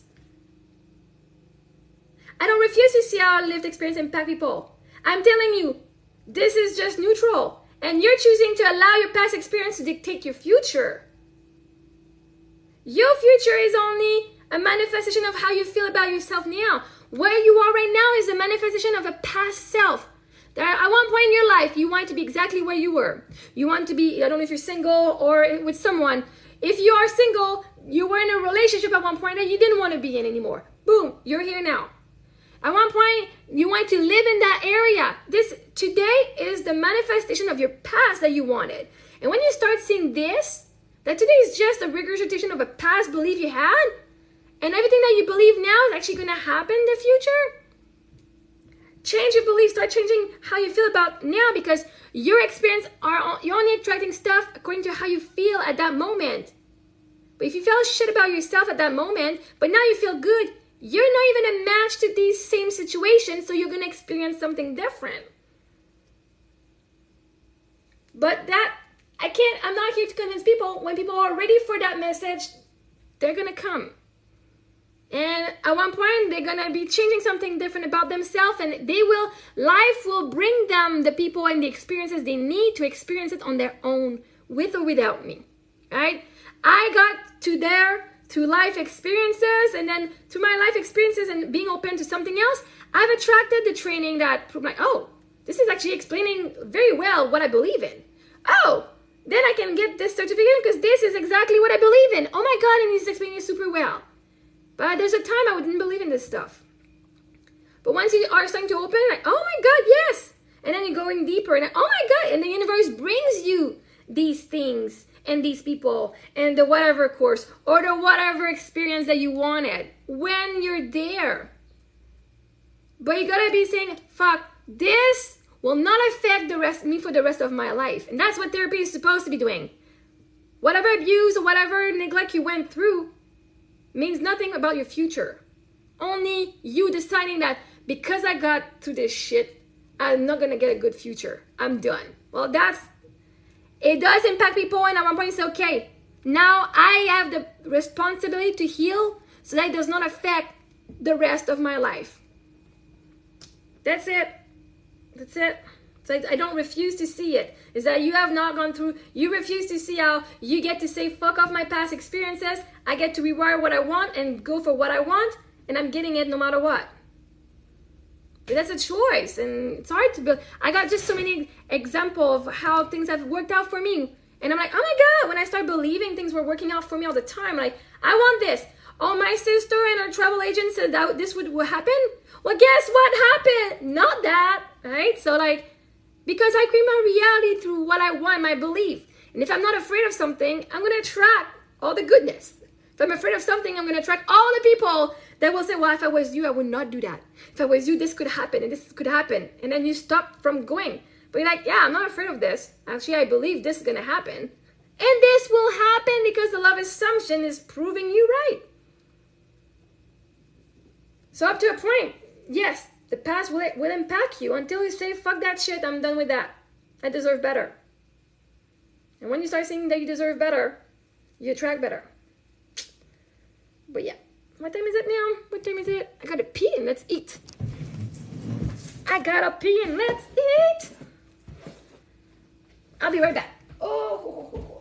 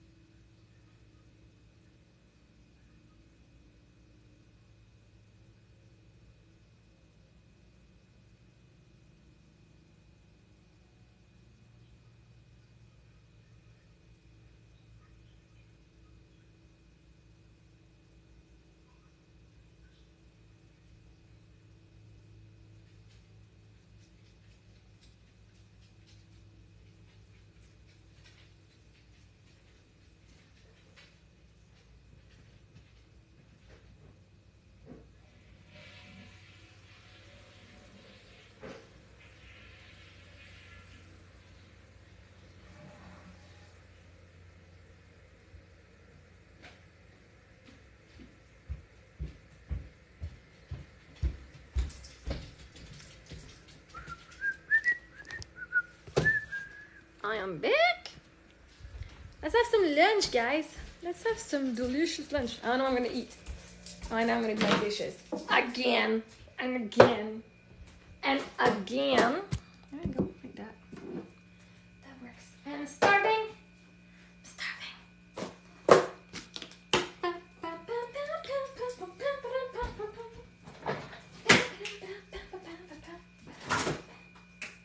What do we have for lunch today? We have eggs. There's some rice. Ooh. I think I might do some. Feels like crab dinner. Hey, Crystal, how you doing? I feel like crab dinner would be gross but good at the same time. Whatever is left over can be used for dinner tonight. Oh, you want to go outside? Let's go. Let's go. I do have some. I don't know. Do I have one? Oh, it's the unicorn crab dinner. Yeah.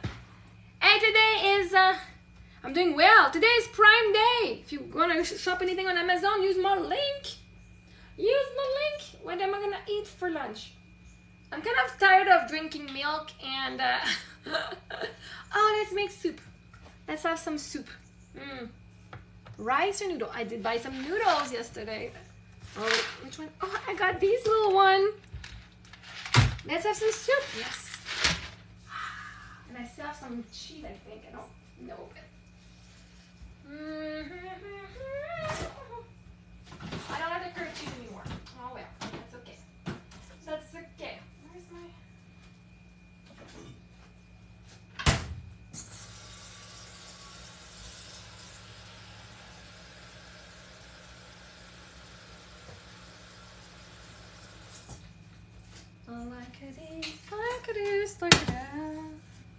How's the weather in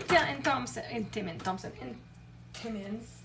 Has it been nice and warm? Has it been raining? It's been raining. Been raining for a couple of days now. We have a little bit of sunshine right now.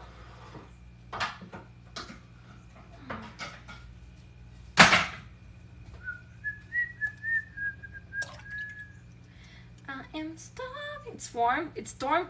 Oh, the best. The best. Yeah, 2 days ago, we had a storm at night too. The girls were not. Actually, yesterday I didn't have power.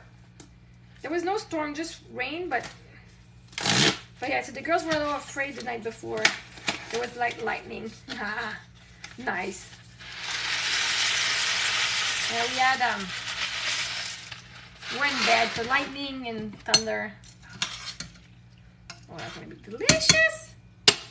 Delicious! Nice goodness!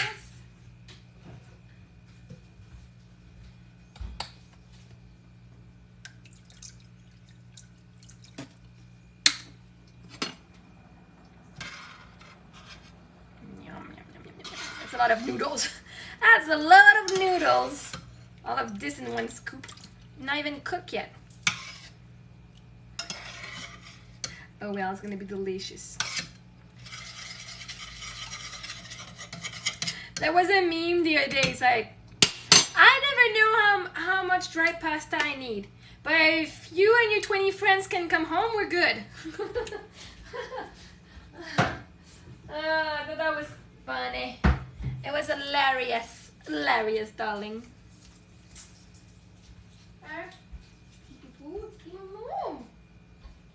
I've been packing some of my stuff. It's going well. Well, this is cooking. Let me show you my packing so far. And it's good. It's good. It's a lot of stuff. And this is just my buffet and like the cupboard there and a little bit of things in the back, like in the kitchen. And yesterday I started my office. Way too much pasta. Yeah. And then I got my office I started yesterday, so I got a box with like binders, and the big barbecue box is like games and stuff, board games. I'm like, oh, I still have more board games downstairs. Oh yay! I got so much stuff, but it's okay. Now like I got lots of boxes, and it's fun. Like, now the thing is, like, I just don't know when I'm moving, right? And where. Like, if I was like, now I did see a house for sale. I don't want to buy it. But there's a part of me like, ooh, it has an in-ground pool. It's like just a street next door, like next street behind us. I'm like, if I'm going to Los Angeles, I said, what if I am not going to Los Angeles and I attract everything to me? Los Angeles will come to me. They want me. I didn't want to see the house though.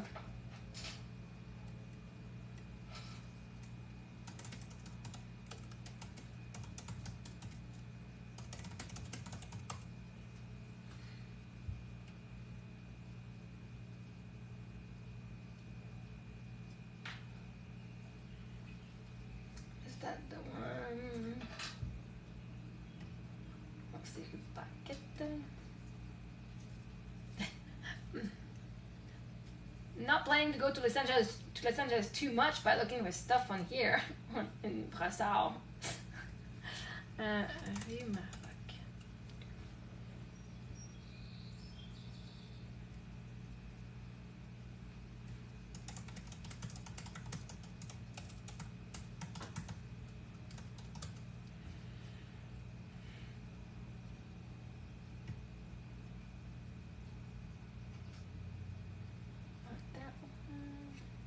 Not there. I don't see it. For some reason, my cat. They are? I think so. Because they are excited to have their own bedroom. Because in my next place, we're gonna get our own bedrooms. Everyone, and we're gonna have more space, and yeah. Just don't know where. But I'm learning to let the universe handle things, right? I'm seeing, like, I'm working so much with the universe. I'm being in my feminine energy, and the universe, God, my higher self, is the masculine energy who does everything. I like to go to California. In my head, Los Angeles, we're there. The house doesn't matter, but I know one day I live in Los Angeles. It's done. It's done. I always wanted to live in this area all my life since I was like 12. I didn't know it was this area, but I knew it was exactly this feeling and this kind of street. And so I know now, like, California is happening. Just don't know when. I'm following life. Like, I believe my higher self has the plan for that. And all I do is focus on my highest excitement. And so, like, actually, for the past couple of years, for the past year, like, I can't wait to have a bigger house. And I like this house, its purpose and it's fun. But I was not going to move. But this, like in May, the owner of the house said, oh, I'm taking the house back because my dad is moving in. And I was like, thank you. That's the universe pushing me now. The universe is making me do a move. And I know I got until October. In my head, I would have liked to leave by mid-August. By end of October, I have to leave. So I still have plenty of time. I moved in this house in 1 week. Right? I said I found the house within 1 week. I was moved. So I know when I'm in alignment, the universe brings everything for me. So I'm not worried about this. I just didn't want to have to send the kids to one school and then change them school again. But if that's what I need to do to go to Los Angeles, then we'll do it. We'll do it. And now I'm attracting things. So I was thinking to go before August, but now there's a role that I said yes to. It's an unpaid role. That's August and I think 1 weekend in September or something. And so I said, well, I guess we're not leaving yet. The universe is still bringing me opportunities that I'm taking.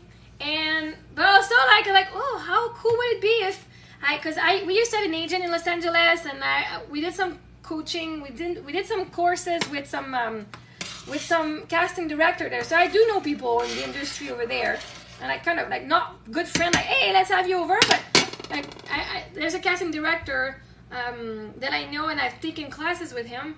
And I was like, oh, would be nice if I'm like, I don't need to go on casting call. I do have my casting network account and stuff, and I do give my name on some of auditions.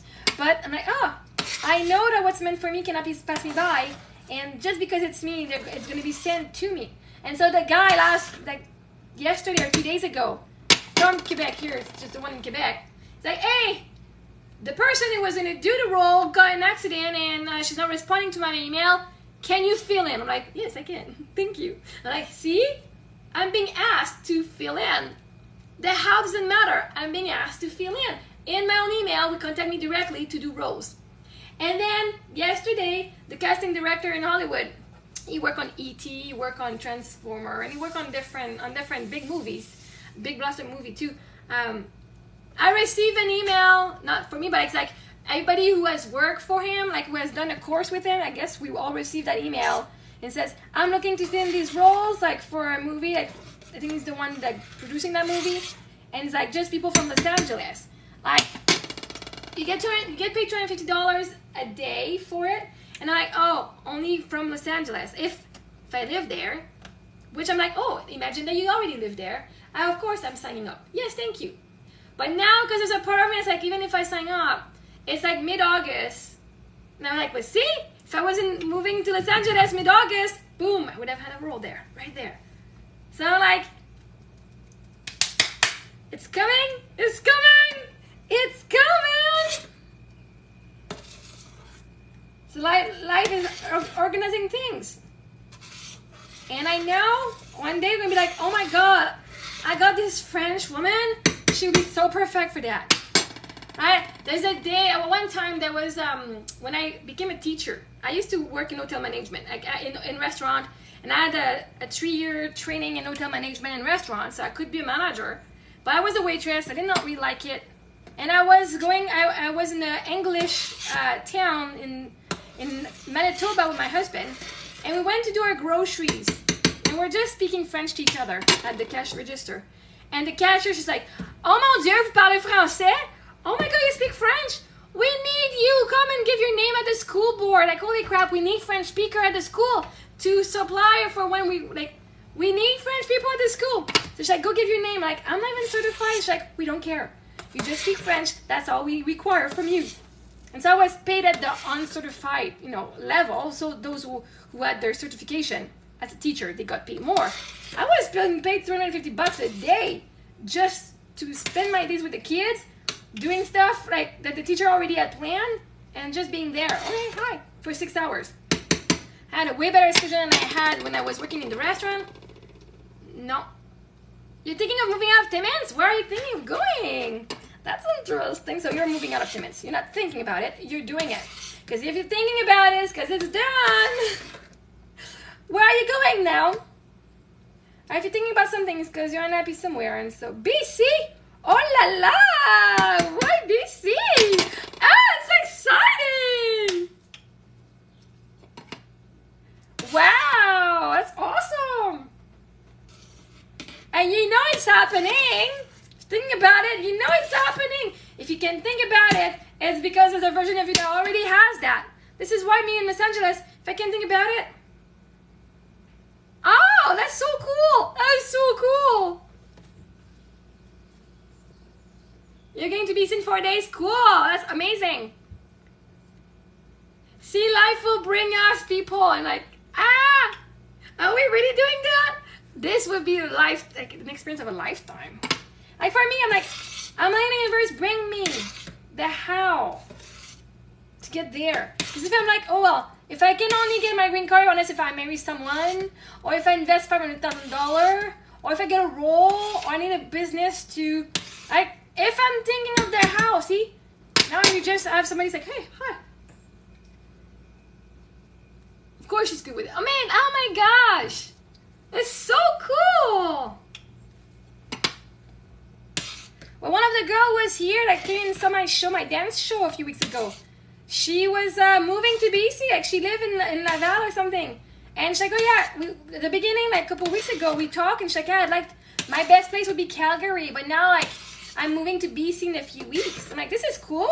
She's like, no, it's like, I wanted Calgary. I'm like, well, now, do you get to go to Hawaii? And she's like, yes, which she would not have been able to do from Calgary. So I'm like, see, the universe gives you what you want or better. There's nothing left here for you guys. You've done what you needed. Oh my God! Timmins, Ontario. Yes, yes. I used to live there. We're friends from when I lived there. Because I live in Timmins, Ontario. I live in Sudbury. I live in Thompson, Manitoba. I'm from Amos, northern Quebec. It's beautiful. But I mean, when you want a life of opportunities, there's not that many. There are plenty because, I mean, we attracted a lot of stuff. Yeah, but the thinking stage is the imagination. It's stage 1. When you go with Abrahamics and how you manifest, stage 1, think about it. Dream it. You've already sent the universe that you're doing it. It's like, ooh, that'd be fun. And now you get excited. Then feel about it. Know that it's done. And then you're going to get like more ideas that are like, right? Law of attraction. Likes attract likes. The more you think about it and it feels good, the more you're going to attract feel-good emotion and awesome ideas on how to get there. Thinking stage is the first stage of manifestation. How do you think Walt Disney happened? Oh, yeah? Oh. Then I did well to leave. I just did well to leave because that was not my dream. Good morning, François. Ça va bien? It was not my dream to be there. I was just following Eric. Here was one of my dreams. Now my dream is Los Angeles. I'm excited. I love coaching and I'm going to keep coaching if I, here and there. But I'm enjoying the modeling and stuff, being pampered and shit. I'm enjoying this stuff. I really am.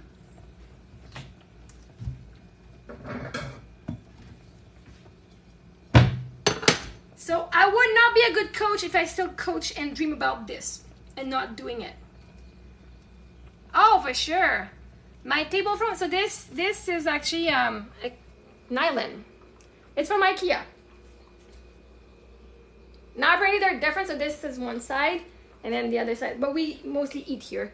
And this is the other side. Is we have comme ça. So we have both sides. Je vais très bien. Et toi, comment vas-tu? T'as avoir de l'énergie. J'ai toujours de l'énergie.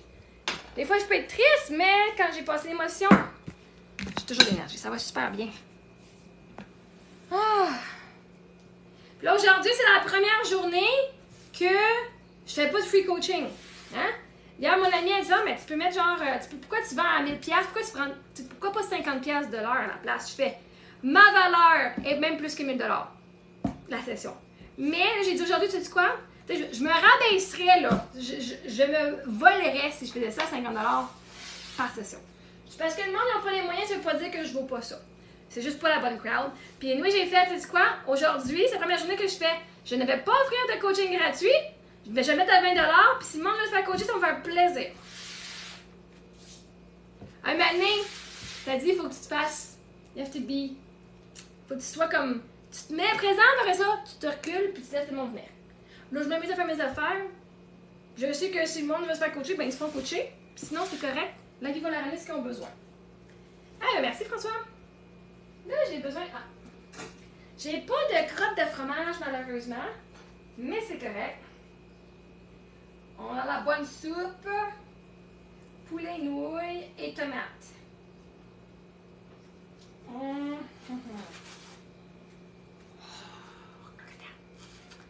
J'adore les nouilles. Moi, j'adore les nouilles.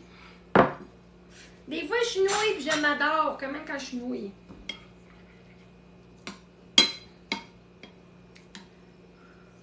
Soup in the summer. Yeah. It's my delicious soup. That's good in summer. But I don't have curd cheese. I don't have curd cheese. This soup is good with curd cheese. Merci, merci François. But it's okay, we'll survive. We'll survive.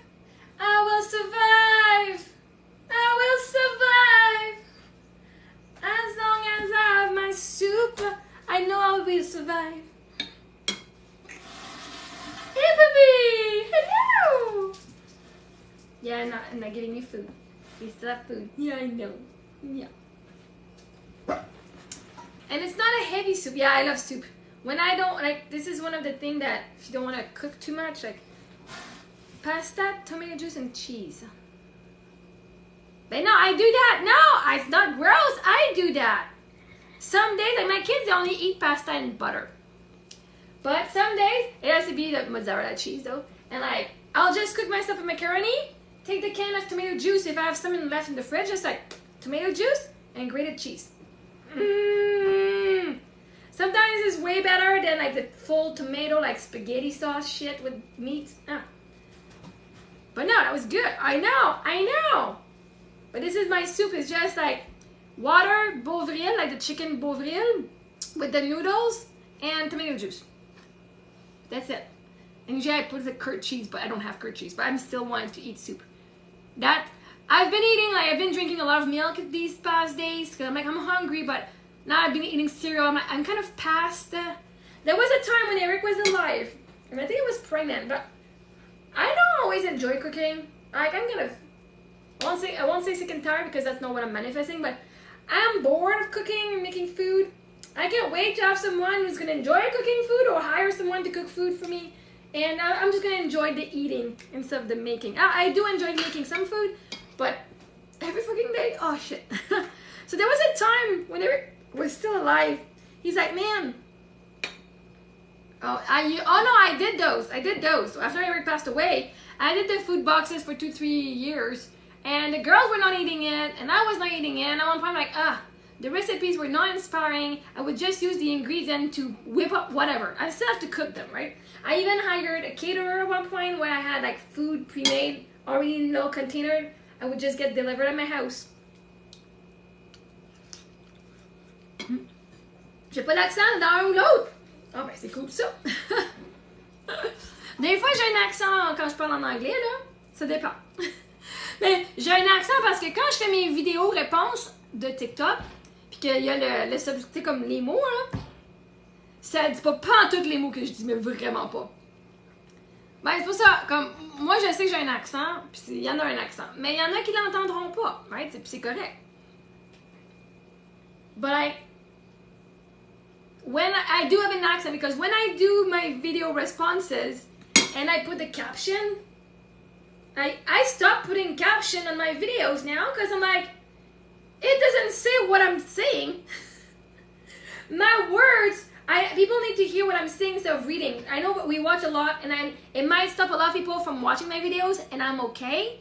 Because if they're gonna just be there reading what the caption is saying, oh, love attraction. What's love attraction? If you're so expert at the law of attraction, like, this is not what it is. It's the law of attraction. But it's just like, people make comments on the caption part. I'm like, this is hilarious. Like, this is why I don't do anymore the caption, just because it does not detect. I got too much of an accent at times that it does not detect everything that I'm saying, and it's like super wrong. I'm like, oh, fuck that shit, no. I'm not even gonna go there. People will either hear it or not. And I'm sorry it's not inclusive to everyone, but at the same time, it is not inclusive of me if I put it and it doesn't say what I'm saying. I want to help a lot of people. At the same time, if it's gonna be super wrong, and I don't go after and recorrect all the error that it's doing. When I post something, I post it. I'm not gonna look at it for the next 20 days and rearrange it. No.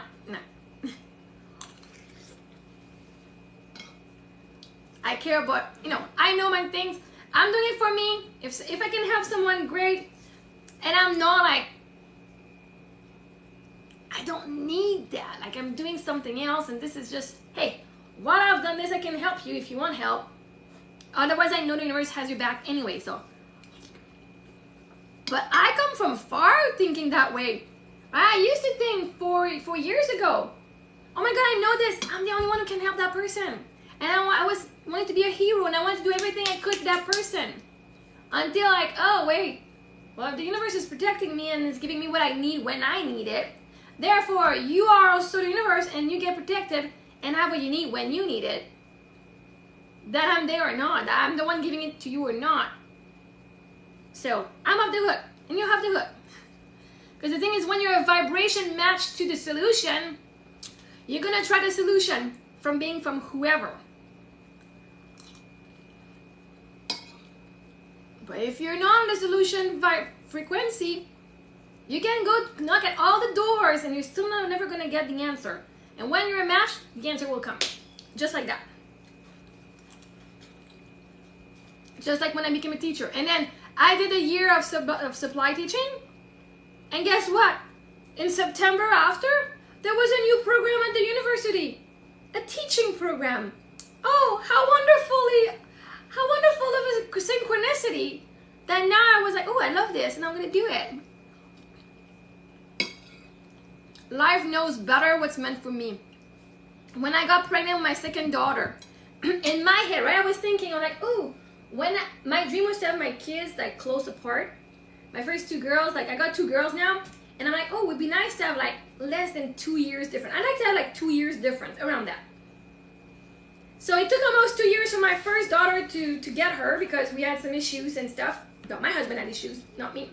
But, and we got that fixed. 4 months later, we're pregnant. And so then I give birth, and I'm breastfeeding. So when you're breastfeeding, sometime, for me, I have to believe breastfeeding meant my period were not coming back. So I breastfed for 3 years, but they did come back. After 14 months, I had spotting. I'm like, ooh, we can finally start planning for baby number 2. And I was like, oh wait, what if this is already baby number 2? What if this is just implantation bleeding? And I was pregnant. This was the little bleeding you get when you get pregnant. And it's like, oh, I did not plan that. And she was born. And so we learned I was pregnant.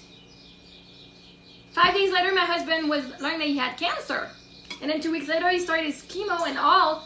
And, you know, because of chemo, he couldn't have, like his sperm was not viable anyway. And so, if I was to have planned myself, okay, well, my period, now I'm going to do this, we're going to start trying to have for a baby, he would have had cancer and would not have been able to have a baby. The universe knew. All right, now she's fertile. It knew when I was fertile, when I didn't know. I was pregnant when I didn't know that he had cancer, and we couldn't try anymore after. Within 5 days, I learned this, and then we learned this news. And they have 22 months difference. My kids have less than 2 years difference. Everything poof, worked out exactly how I imagined in my head, without me doing anything for it. But I was thinking, because tomorrow, nobody signed up for my conference, and I'm okay.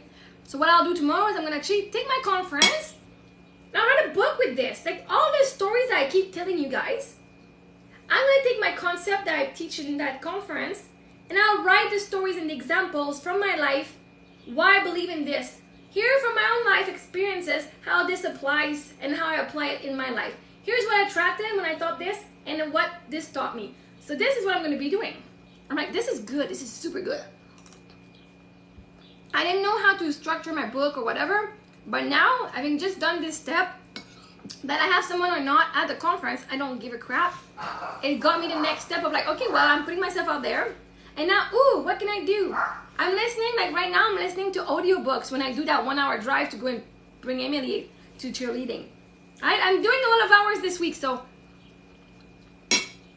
And now the book that I'm actually starting to listen to, and it's on Audible.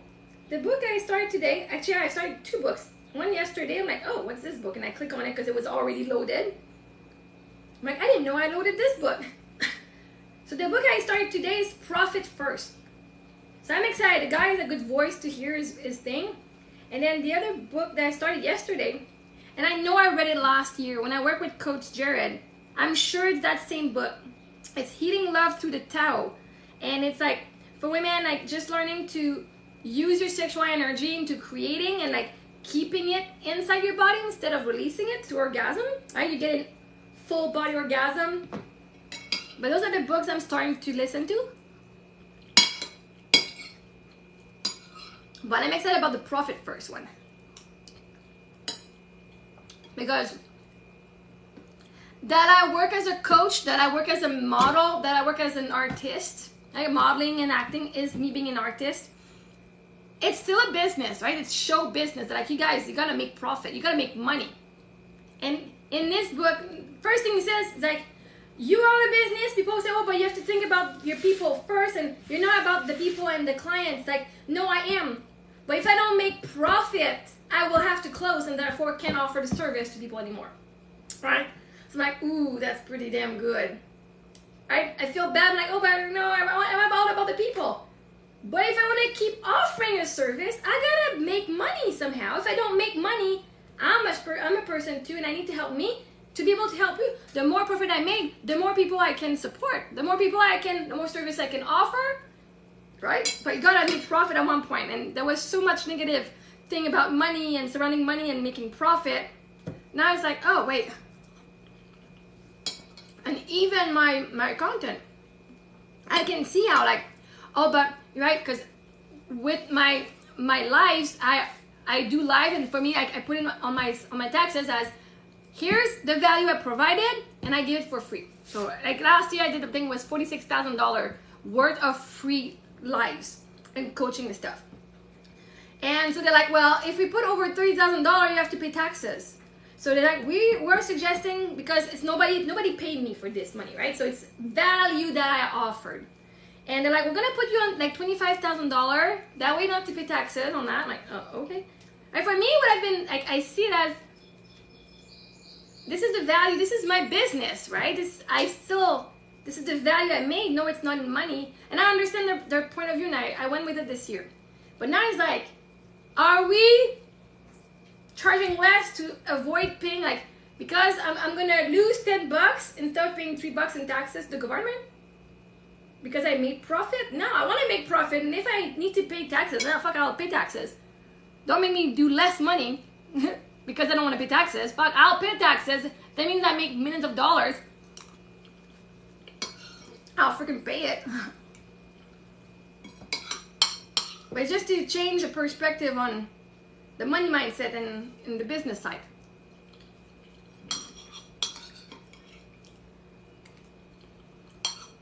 So far the book is good. But yeah, that made me think of like, oh my god, I can write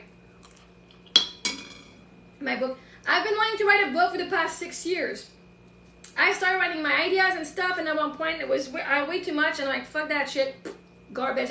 I just put everything, because everything I was writing, whatever was going on in my head, I was writing it down, and then it was manifesting, and it was not good stuff. I'm like, what the heck? I wrote it down, this happened. Like, what if I burn my papers? Will it just stop the money? Will it just stop it? Like, I don't want this. I want the opposite, right? And so I stopped writing. I just literally stopped writing all my thoughts, because every day I was getting new perspective, new breakthrough, new mindset shift, and it's been nonstop for the past 5 years. Those shifts have been nonstop for the past 5 years. So I was like, I don't know what to write about. It just keeps on evolving and evolving and evolving, and like, I thought it was gonna stop at one point, and it's not. Which is good, because I mean, it's just growing, right? It's good. It's good. Now I'm not complaining, but it just means I get to have more books. But it was more of the, hello James, what am I gonna write about? Like, I got all these men's ideas. What do I write about? My story, I'm kind of a little tired of talking about it, but I do love talking about manifestation and how my mindset has changed and what I've attracted through these things. And now I was offering a conference, and now like I said, today I was like, you know what? I'm gonna use that as a book and make a training with that.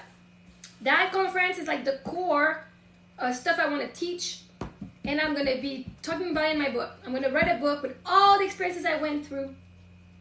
Like each, like, oh, so this is the title, and then the stories that match this. Because I mean, even in an hour and a half, there's not a lot of time to talk about all the stories that I want to share about this subject. But in the book, it would definitely be doable. And like in the audiobook, the guy's like, well, in this audiobook, there is more stories than in the actual paper book, because you go back after and you're like, oh, let me add this to this audiobook as an extra, right? So I'm like, ooh, so I'll do that. And that way I can help people and still do my own things, right? And instead of saying, I want to write a book, the book will be written, but I just didn't know where to start. I'm not going to spend, and I know, and the thing, I know when I am in alignment, the ideas will come and the book will be written, like within the week it's going to be done, if that. Even within the month, max. But if you're like, I don't even know what I'm going to write about, and not even start, because I'm not in alignment to writing it. The universe is not there yet.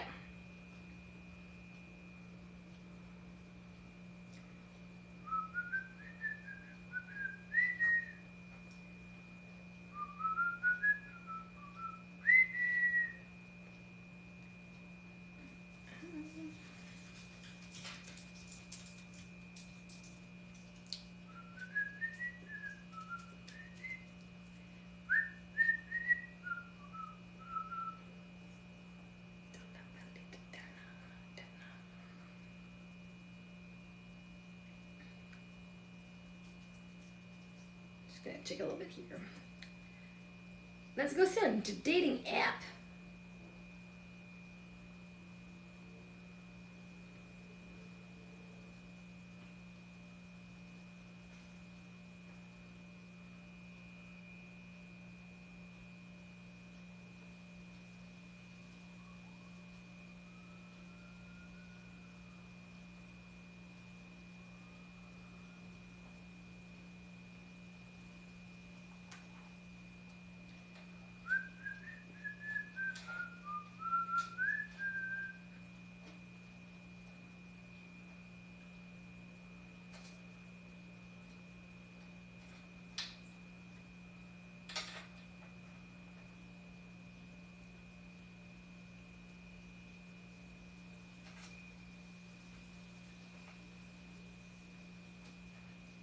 How's your day going?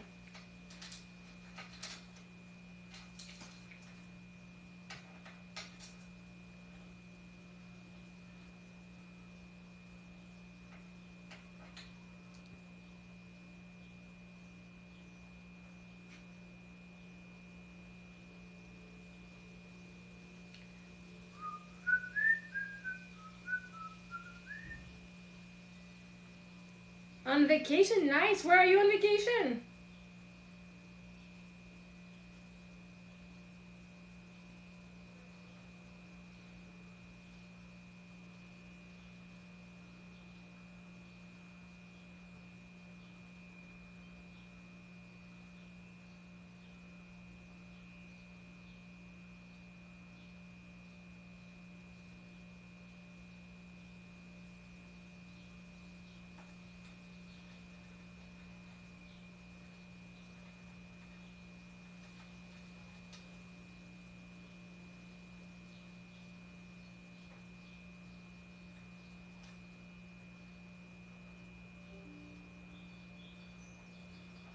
Nice. Wow, it's vacation anyway. It's still vacation.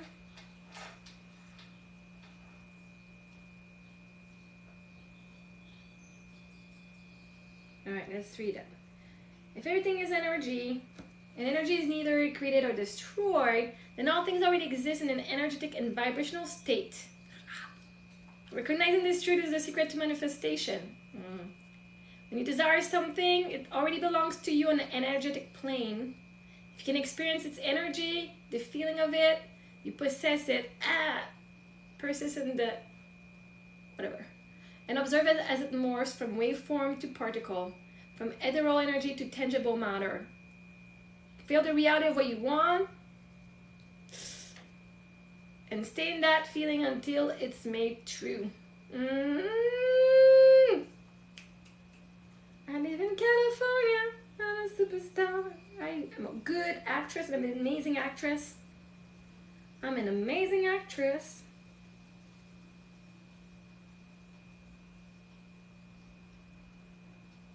The only thing you can worry about is your level of responsibility over yourself.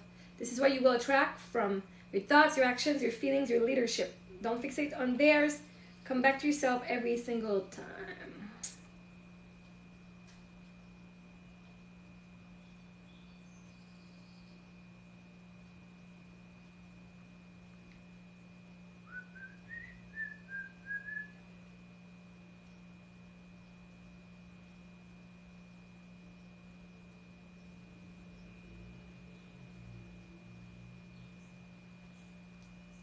So what are you doing for your vacation time?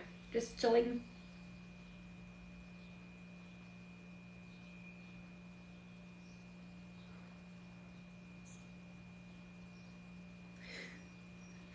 When you've been walking for an hour and you finally get to see the Niagara Fall. It's cool, but how long are you supposed to look at it? This is why you take the boat and go in and experience it. Alright.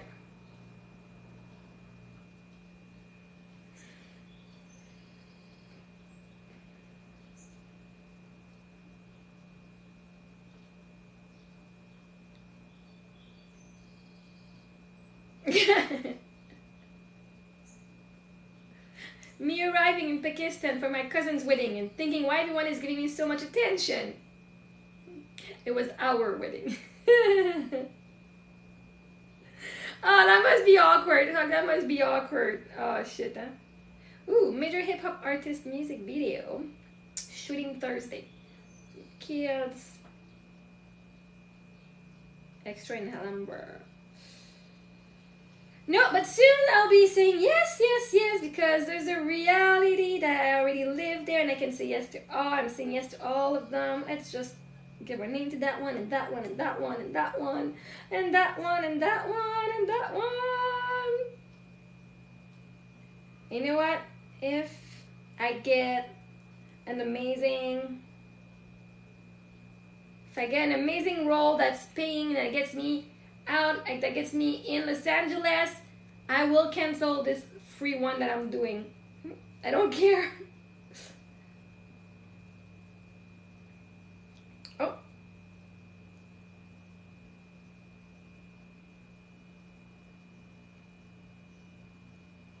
When I'm good. Did I not say I was gonna most likely be part of that TV show, like the love matching one? Now they received my candidature. Now it's the interview by Zoom. Let's put 11.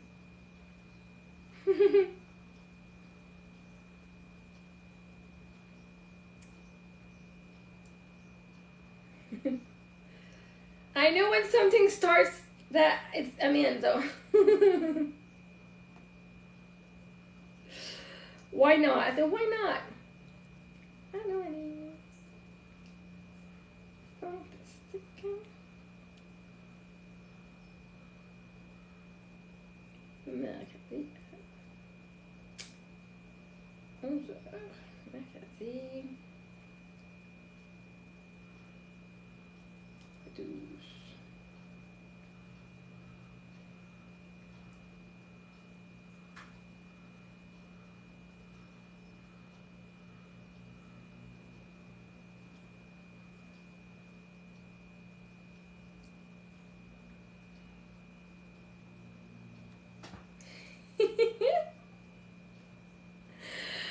Well, when I pass on TV for a show with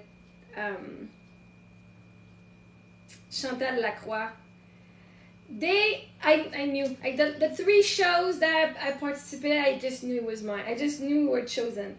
So the first show when Eric was alive, my sister gave our name and we were chosen for to go to the interview for Donner au suivant.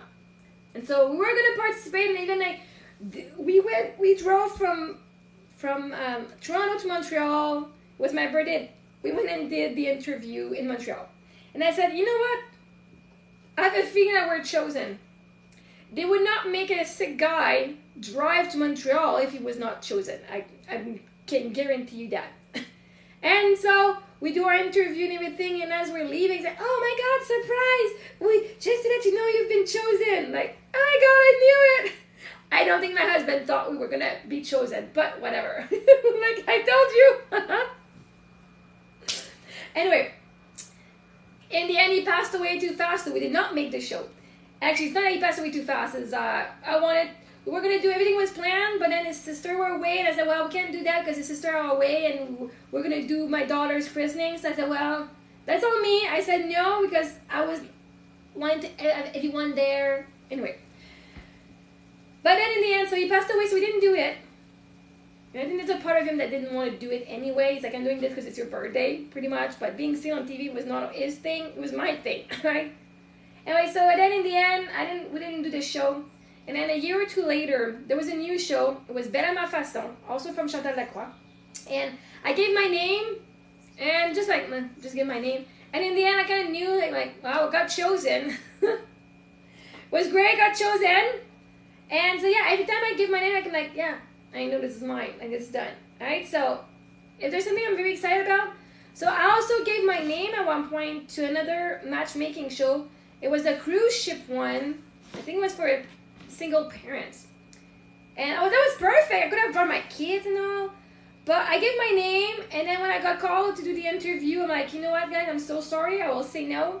I'm still in love with a guy that I was like non-contact with. I'm like, my heart is still in love with someone else, and I would not be honest.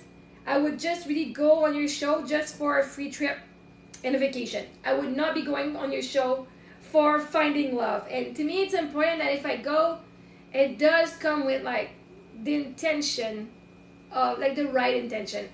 Yes, I could have had a free 2-week cruise with my kids and meet amazing guys and have a bunch of whatever, right?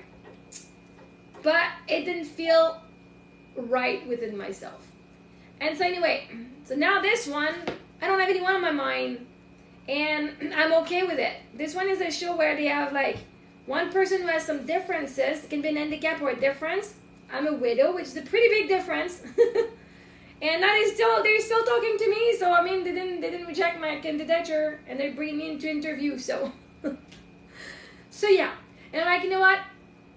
I'm okay to actually accept a real date, right? Those are going to be dates, and so it's just to allow myself to kind of open up the world of dating and allow someone. And I know they're not gonna jump in bed with me right away, because I mean it's gonna be on TV and stuff. And there's a fear today. I'm like, oh, I know there's a fear why I don't want to go on dates with random people that I'm not really interested. First, because I'm not interested, but second, there's a part of me that's like, but I don't want to feel like I have to give sex. And I know I don't, and I know it's just in my head, but there's a part of me that's like, ugh.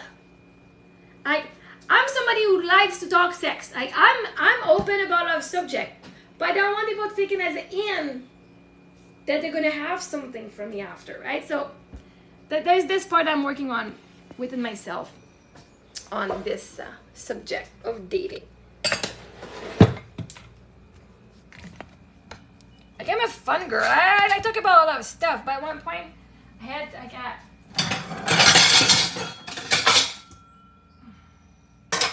rewash these. So yeah, so I'm gonna have an interview tomorrow morning.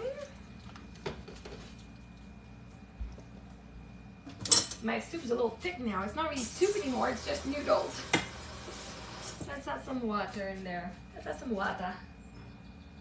Where's the lid of this bowl?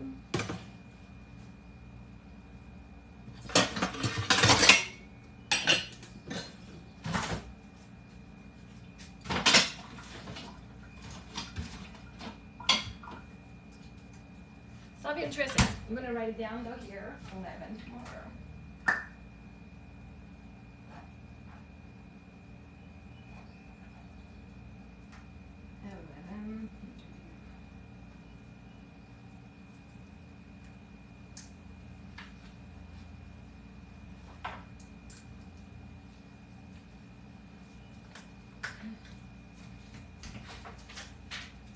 And this is my first script ever. My second script. I did do a little project once in Los Angeles, just to have like a reel or something. But this is gonna be one that is gonna be on with other actors and stuff.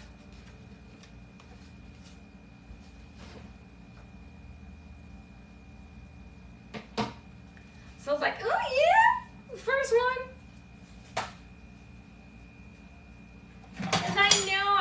So instead of saying I'm becoming, I am an actress. I live in California, in Hollywood. I live in Hollywood. I get to do what I enjoy. I get to be well paid, and and I know the mindset stuff that I'm talking about. Right? Why do I want to be famous? Not because of the famous. Because the more you have a bigger impact on the planet. When I can teach people, like I can do one-on-one here, but fuck, if I got millions of fans, I can say one thing and millions of people are gonna go into self-love like that just by sharing something. Like this is huge impact. So the impact I want to have on the world, in my head, it's like, yeah, I can do that through coaching. But I know for a long time, like, no, if I work on projects and by being the person that people want to feel like, by being a role model that's being seen and working on that, it's seen to be seen, right? I had to believe in the past that being rich meant I could die. Well, everybody's gonna die, but people would come after me. They could kidnap my kids and ask for a ransom.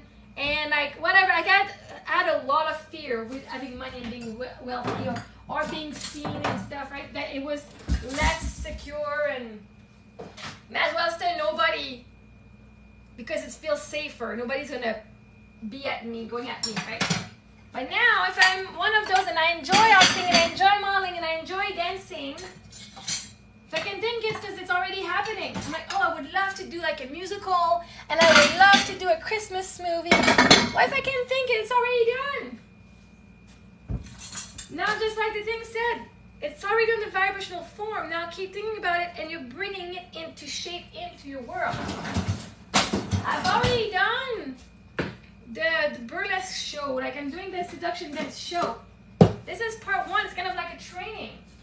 To me, I see that I already did my show, 2 shows now. I know I'm comfortable doing this kind of stuff. And I know when I'm in the line, I can work hours after hours after hours. Man, I practice those dances. I loved it. When I'm in my element, I can spend hours and hours and not be tired of practicing.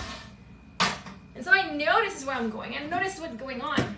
This is why I know I don't have clients. Not because I ask too much or not enough. Because that's not what I'm meant to be. And that's not who I am. I'm an artist. I'm in the entertainment business. I will use my voice to help others. I mean, those people are brought into universities and, on talk shows and have interviews at night. They have interviews and they share their story. They share what they believe in. They share how they got out of their struggle. Fuck, this is the best thing. How they believe in themselves.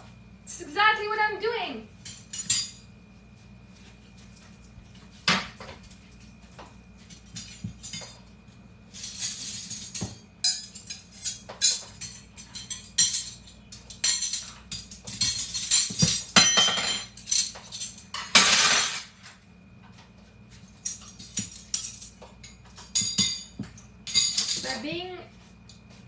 I think I just a wider audience, and I get to do what I enjoy. I help people while I have fun, doing my things too, living my dream life.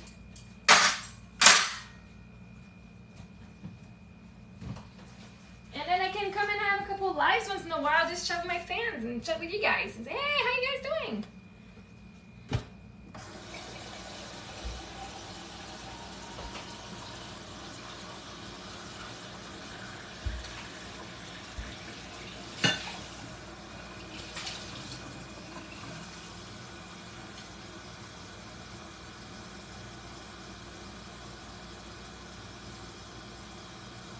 I'll do this and then I'll do a little dessert snack. My girls, they love, it's peanut butter, banana, and chocolate. It tastes so good and we ate them all quickly, so I'm gonna have to make a new batch. So we'll do that together. Together, together. Ooh, ooh, ooh. Together, together, together.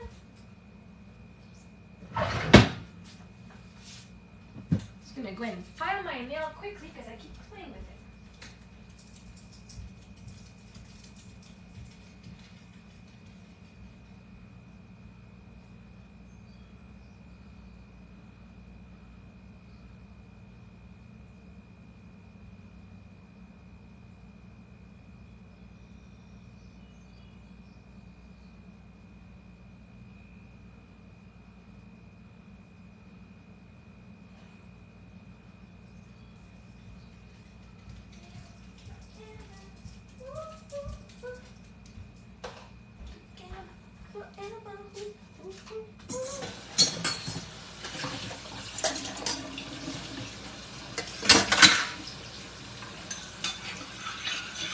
And let's think what we're gonna do for dinner because by the time I arrive from picking my girl up, it's like 5:30, 5:45, and we got dinner done before.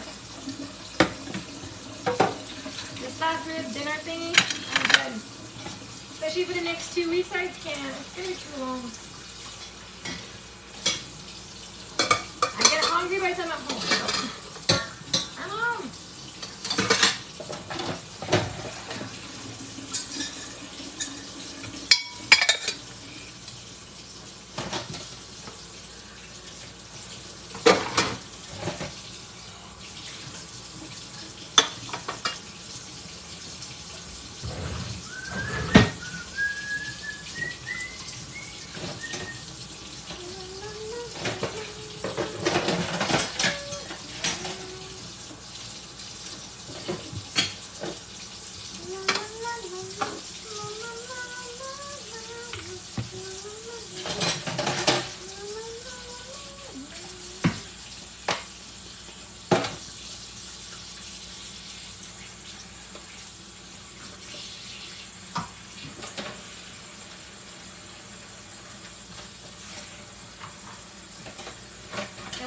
do a load of laundry. A load of laundry.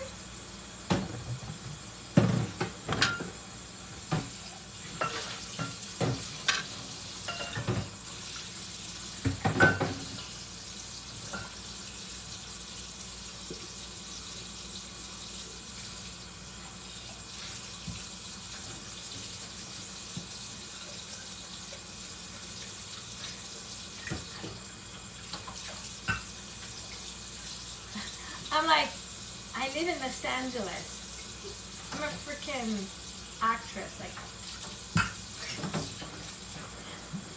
people want me. Like, what? Right? Because everything is on a vibrational, already exists on a vibrational scale. Just need to know more about it and believe in more. It's already done.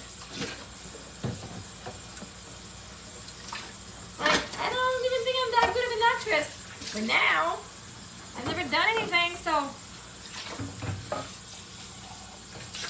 gotta start somewhere.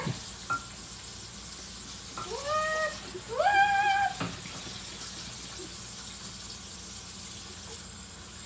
Ah, that's a lot. That's a lot. No. Sur Facebook dating. Oh yeah.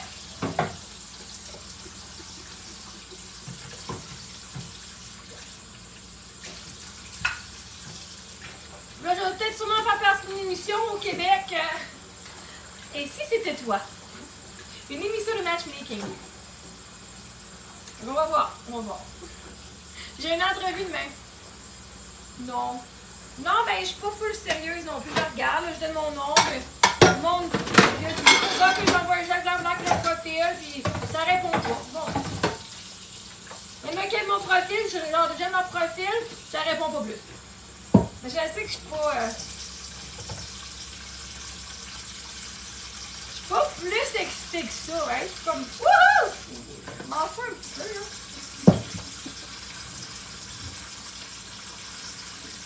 C'est pour ça avec l'émission, si je choisis, ça me tente de la faire finalement. Je sais pas si je choisis, je vais être choisie parce que je veux le faire, mais fait que le fun, c'est que je vais y aller, c'est pas moi qui vais chercher rien, hein? C'est toi qui vont trouver du monde, puis alright!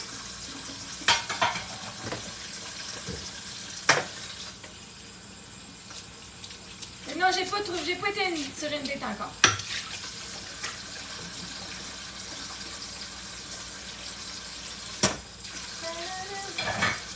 Je pense que ça me décourage un peu.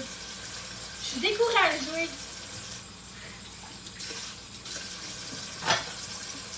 Il y avait un gars que j'avais contacté l'année passée, j'avais dit non. Donc, il y a 2 ans, j'avais dit non, je n'étais pas intéressée. Là, il m'a relaqué, je dis, je vais juste voir ce qui se passe avec lui. Là, finalement, j'ai donné une chance. Je dis, ok, je vais te demander la semaine prochaine. Fait que tu m'as pas encore demandé sur une date. Je vais faire la semaine prochaine quand j'arrive de Toronto. Là, je fais, on n'est pas dans les mains. Là, il commence, il me dit de quoi? Puis là, je dis, ah, que ça m'a comme frustré. Je dis, ben, c'est ça, va être frustré. Ah, c'est que j'ai barré. J'ai barré, ça marche. On va pas faire une date avec quelqu'un de même. Pas de ta shit. Ah.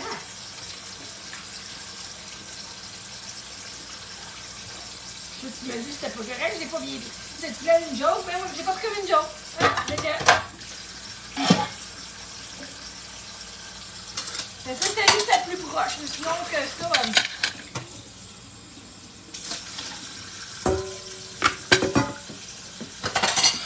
Faudrait que je le fasse. Un mindset plus. Hey! Un mindset plus genre expérimentiel. Pas genre, je vais me trouver quelqu'un juste. Ok, je m'en vais juste partager un truc avec quelqu'un. Je sais pas. L'affaire, c'est que je sais l'univers va mener ma personne. Quand c'est le temps, pas avant. Et ça me sert à rien d'aller faire plein de dates. Je sais que c'est comme mon mari, là. L'univers nous a amenés. J'aurais pas pu organiser ça, là. Ouais, je sais ma personne, ça va être la même affaire. Mais même si je vais sur... Je suis sur Facebook dating, comme quasiment c'est plus le fun, là. Juste pour voir c'est quoi que le monde a. Ah, ça vient de l'univers. Qu'est-ce que j'aime, là? En fait, c'est drôle parce que les gars qui étaient plus dans mon style physique que je trouvais attirant, là, je fais... je n'ai vu trop de vous autres, puis là, je les juge par rapport à la gang de gars cute que j'ai eu avant, que j'ai parlé avec. Je fais, ah, lui est plus cute. Il n'est pas le style que j'avais avant, mais lui est plus cute que juste le look. Ah, ça me décourage, juste le look des gars, là, parce que...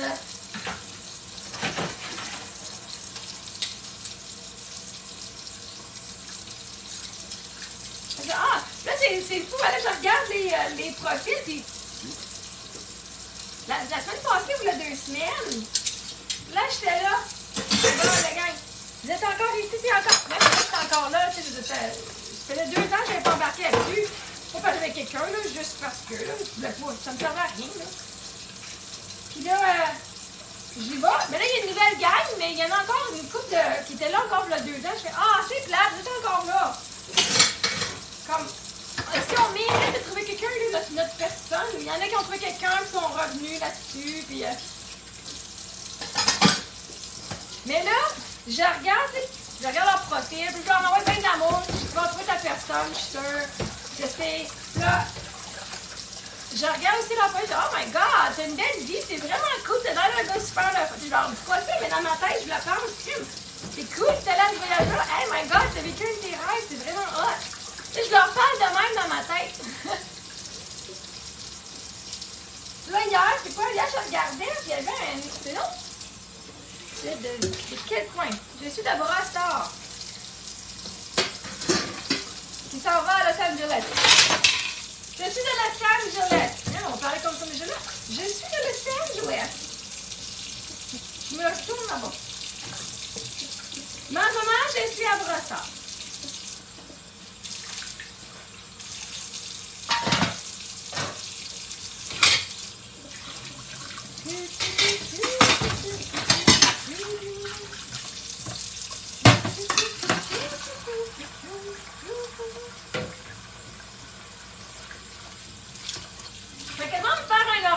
Je suis prête pour des dates.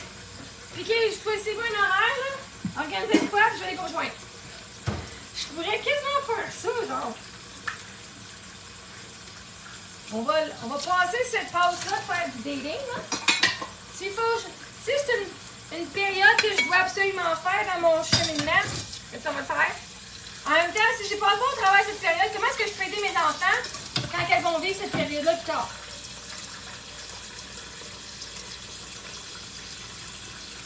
Parce que l'affaire, c'est que je sais que le monde, ils vont vouloir avoir plus de moi. Même si ça me tente pas d'en avoir plus d'eux autres. Hey, c'est moi. Pour ça, je date pas.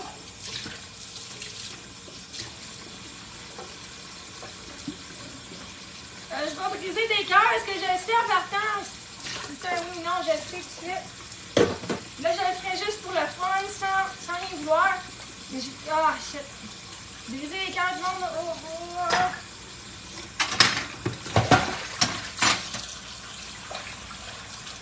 Et même, je le vois.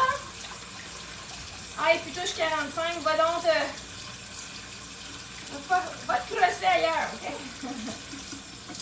Hey, come on, sérieusement. Moi, ton gilet. Oh, oh, oh. Regarde, va sur Google, là. Puis type chandail mouillé.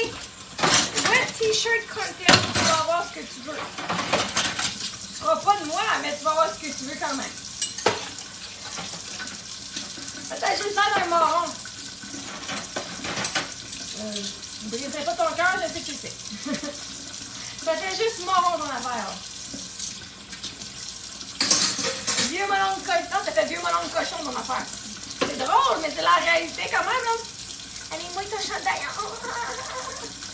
Puis donc, t'as 16 ans. Même un gars de 16 ans, les gars, les ados de 16 ans, ils ont plus de classe que ça.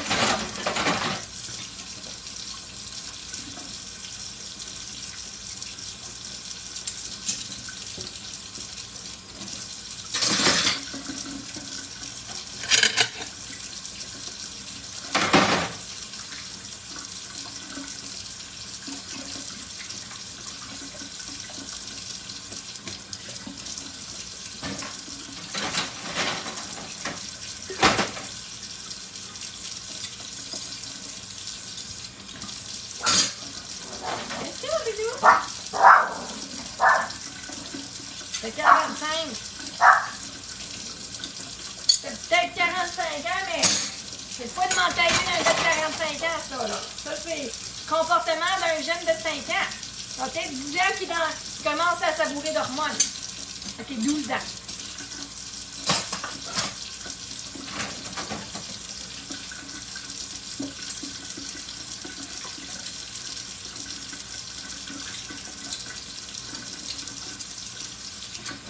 Donc, pas très bien respectueux, là. Je sais pas si c'est de même que t'as, dans le passé, attiré des femmes, là, dans ta vie, là, mais pas de même ton marche avec moi. Ça, je te garantis tout de suite. Pas de même que tu vas avoir mon respect non plus.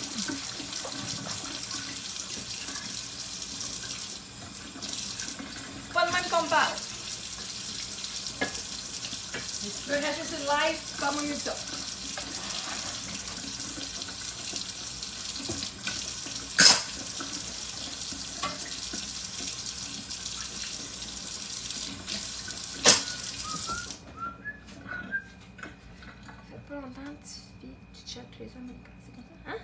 Ben là, fait pas longtemps, tu fais du chat, tous les hommes, c'est comme ça.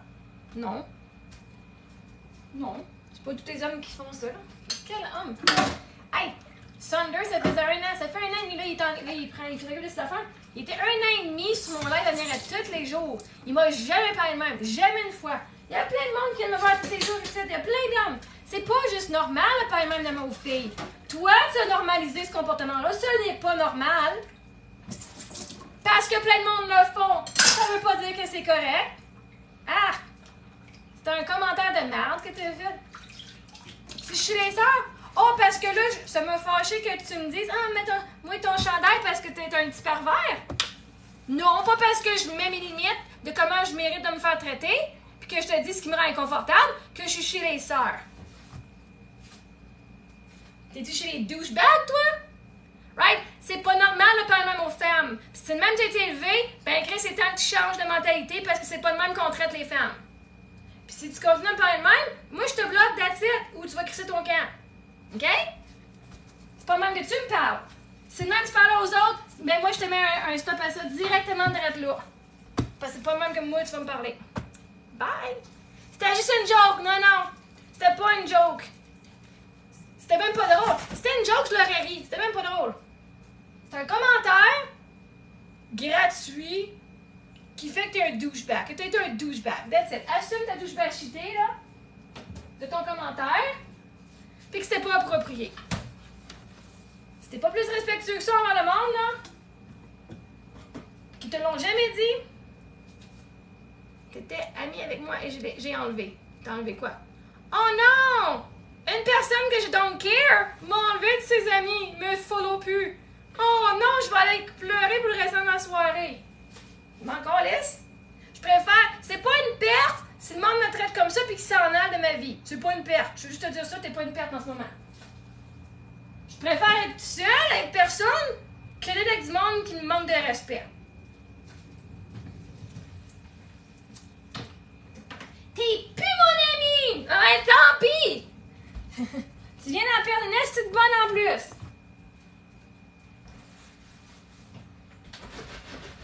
Passe une bonne journée.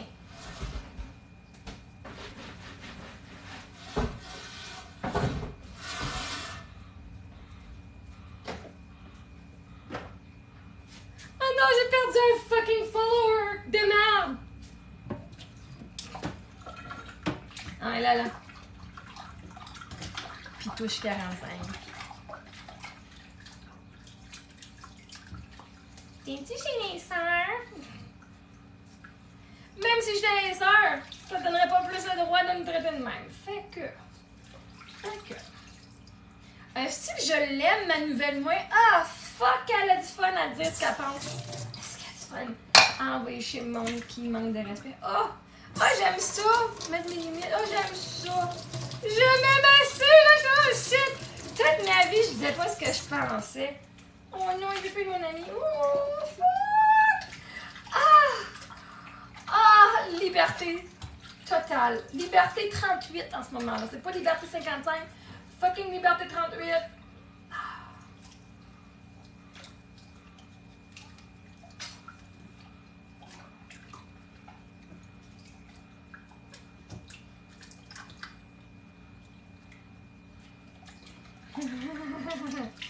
Oh. Ah, ça me drive, j'aime ça. Avoir mon dos, là. Ah, t'as à voir. Est-ce que je m'aime? Est-ce que je m'aime? Fuck, ça n'a pas bon sens. Non, la vaisselle est faite. La vaisselle est pas faite. Ah, je pensais ce que je vais faire pour souper, hein. Alors, faut penser à ce qu'on va faire pour souper. Une étape à la fois, une étape à la fois. Maintenant, ce soir, on fait du poisson. On a déjà mangé du riz hier. Ah, les gars, on va pas s'écœurer de riz, là. On mange du riz assez souvent, là. Ah, du poisson avec quoi?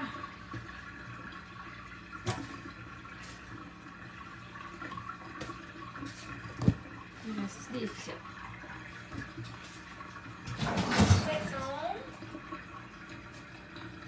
Du poisson, du rodin.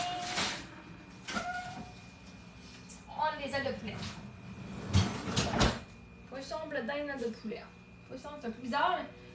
Aile de poulet, ce soir, aile de poulet avec du bleu d'Inde. J'ai ramassé des carottes tantôt.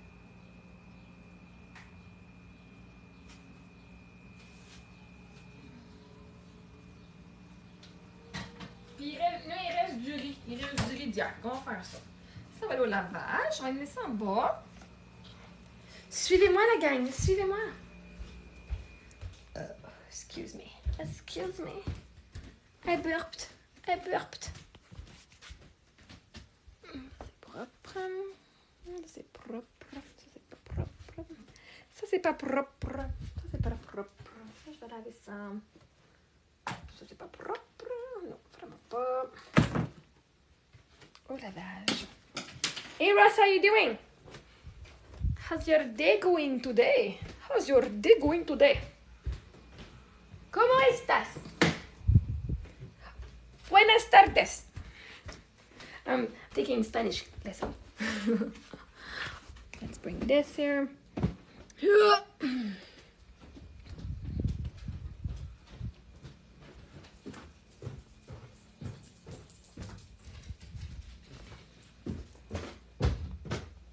Da, da, da, da, da, da, da.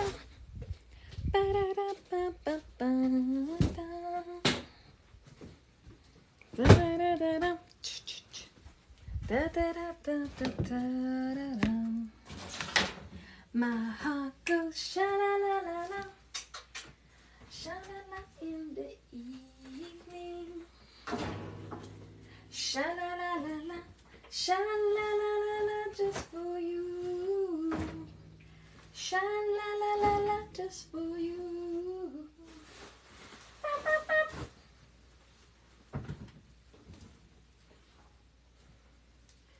My heart goes sha-la-la. Hey Shayna, how you doing? Sha-la-la in the morning, sha-la-la-la-la, sha-la-la in the sunshine.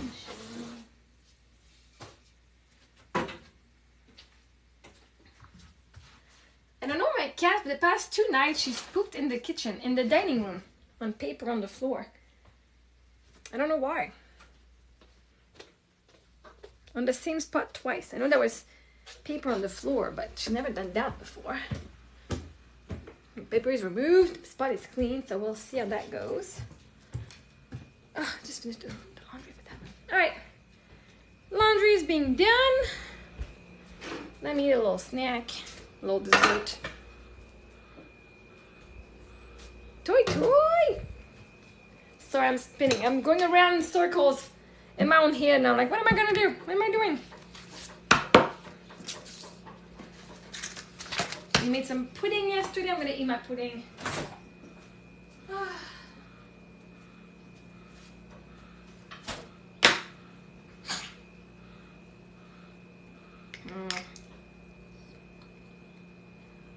I could go outside for a little bit.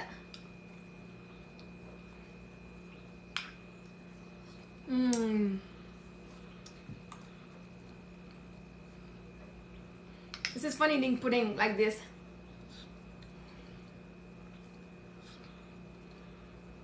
No chewing required. Comment ça va, Maude? And Jeep Nation, Bruce, Ryan, how you guys doing? Du bon pudding au chocolat.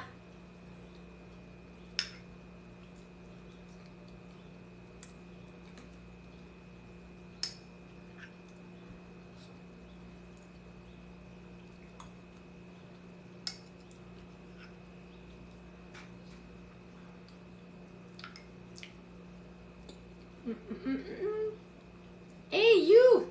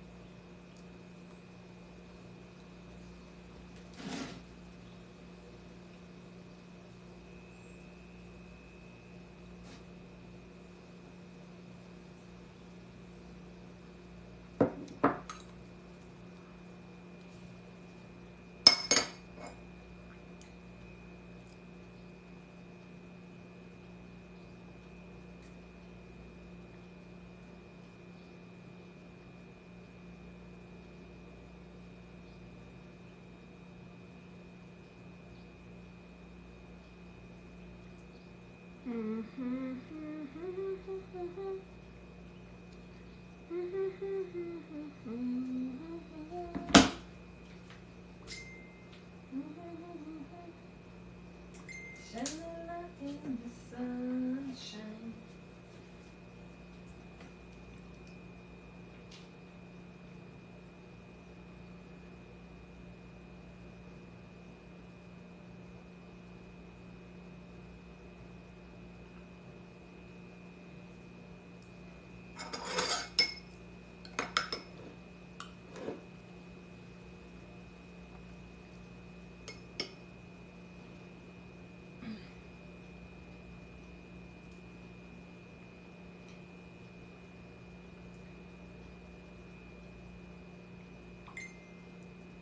Ow.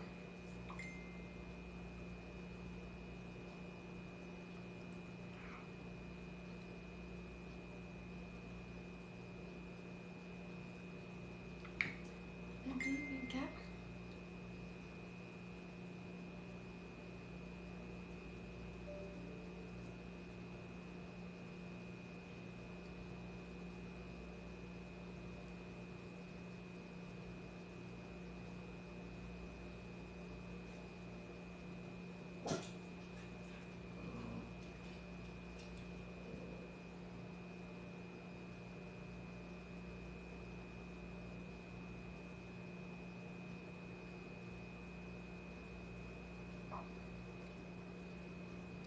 Je demande combien la journée?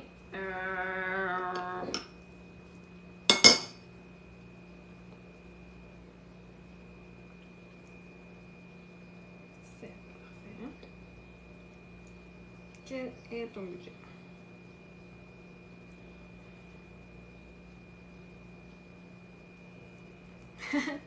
Ton budget.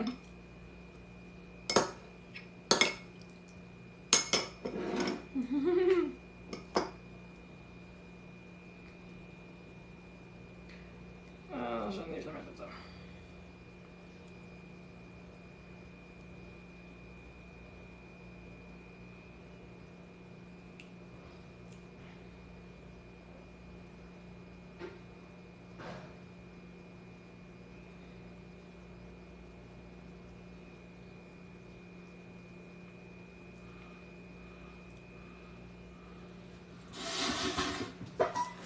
Ça va bon, Samy. Ouh! Nice.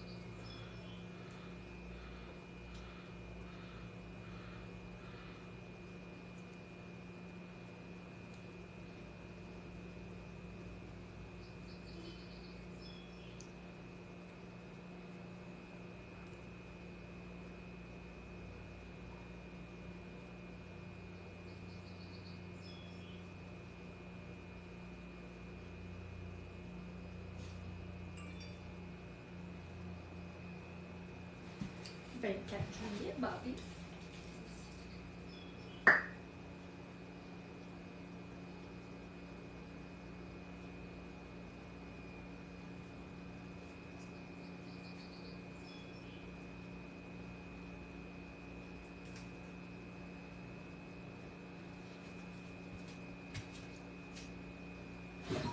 Maintenant, quand j'aborde une fille, je le dis avec des fleurs ce que j'ai à dire. Comme quoi, par exemple? C'est très bien ce que tu fais.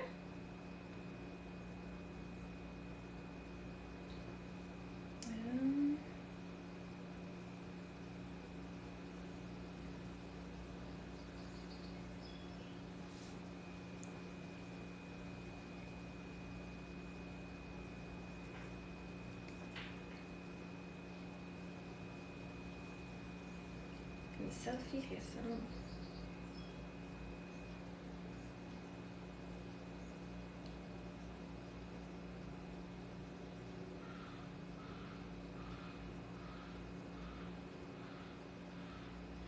J'ai une selfie récente, mais j'ai juste des photos, j'ai juste des vidéos. Ah non, mais là, c'est assez instantané, là, comme manifestation?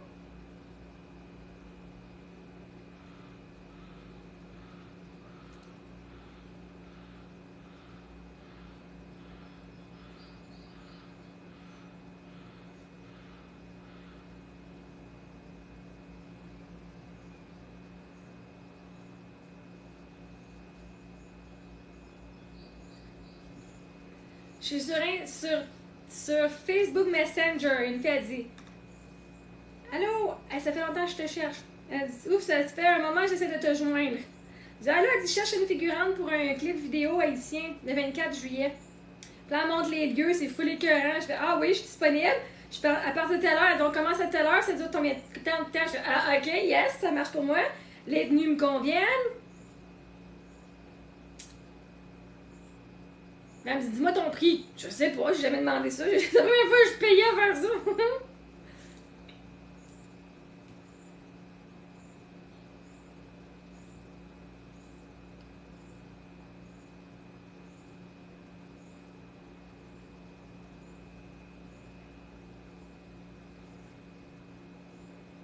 Je vais demander, est-ce que 250 te convient?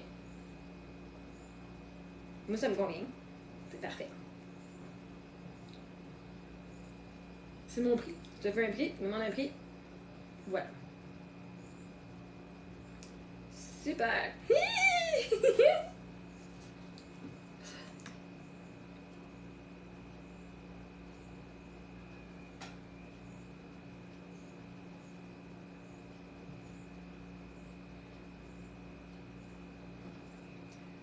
Je porte du small X small.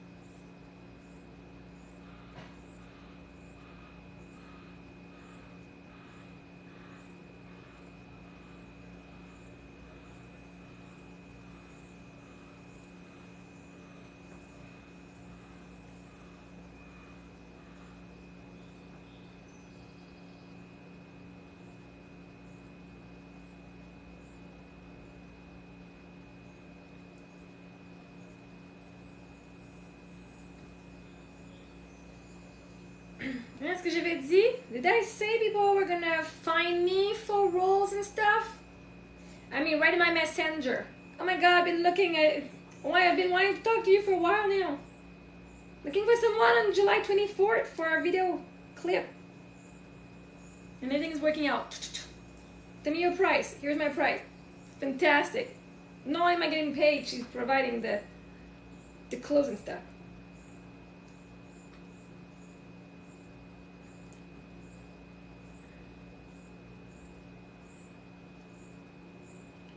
What's meant for me cannot pass me by.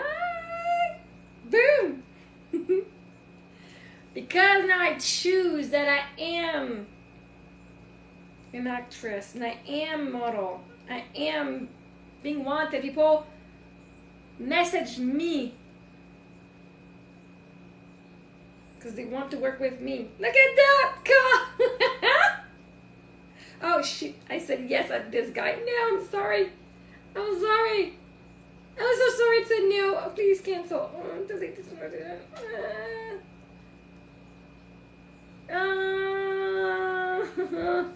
How do I cancel? Report. If I block him. Okay, sorry, dude.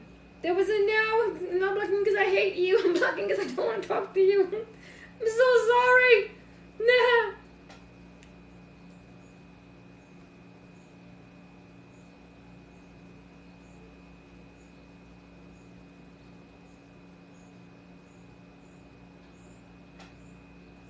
See, now I got project coming in. I got projects coming in. I'm being wanted. Oh my god! And there's this cute guy also from... He's from where? He's not from here. From Clay, New York. He's cute. He's adorable. Very cute. He's got beautiful eyes. God. Now it's just weird. Like, I see pictures of them with their mom. I'm like... I could be friends with your mom. Like, it's just weird. It's just fucking weird. Like, your mom looks as young as me. It's just... It got puppy eyes. Guys, it's got the puppy look. I'm a sucker for puppy look. Shit.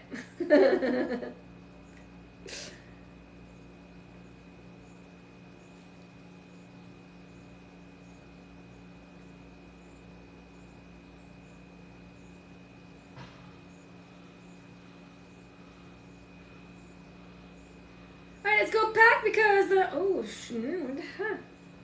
I thought they put the boat in the water.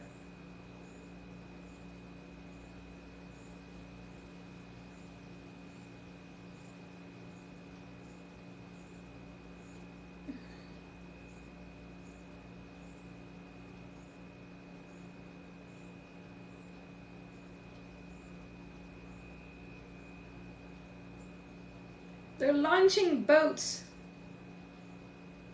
This is scary.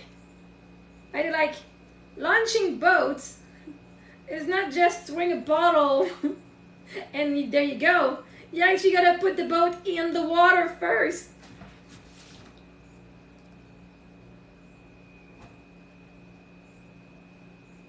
Like the boat's gonna go in the water at one point. And it's like, holy shit.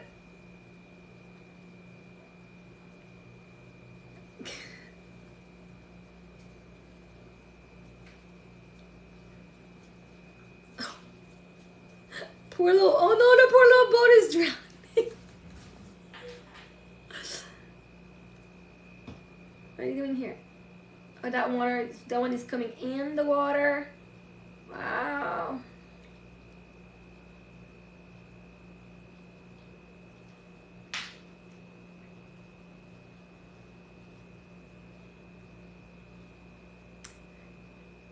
Like,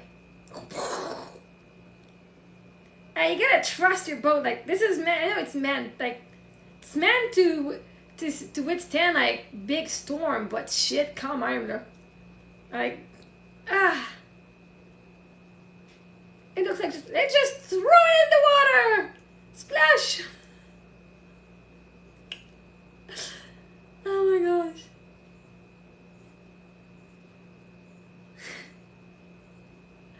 I impressive. I've never seen though. I've never seen that, right? Well, I see the boat in the water.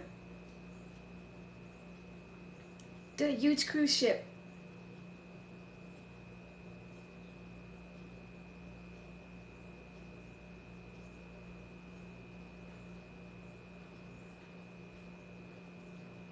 But that one's already in the water, no?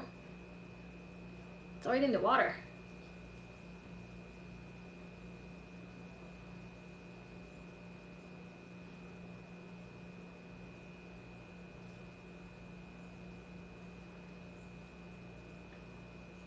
That's what they do when they launch their cruise ship. Firework. This is so cool.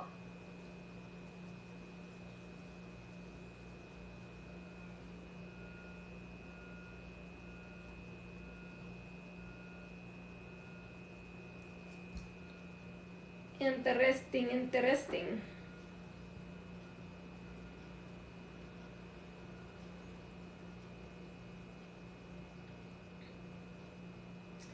All right, let's go pack some stuff because I got a feeling I'm gonna be moving to Los Angeles very shortly. Very shortly.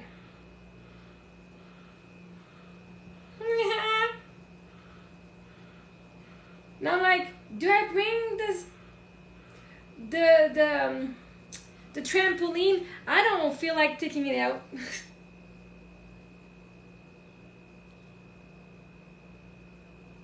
Oh.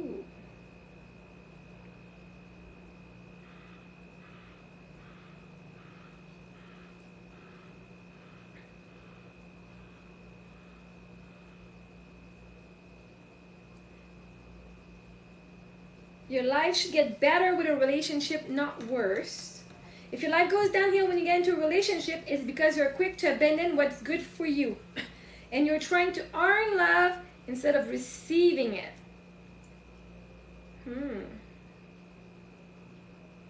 If a man is in love with you, he'll do absolutely anything to make your life easier. His heart will be so soft when it comes to you that it will actually hurt him to see you struggle with anything.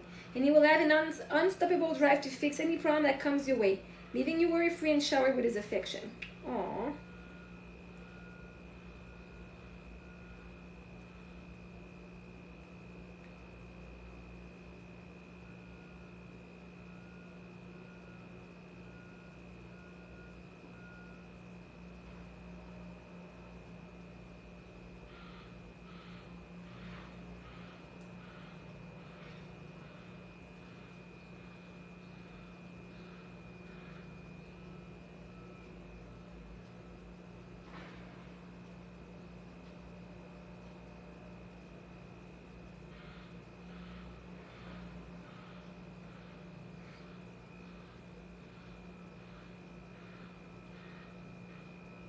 Right? The universe isn't deciding if you're worthy of having what you want. It's impartial. It simply responds to your vibration, so make it work in your favor.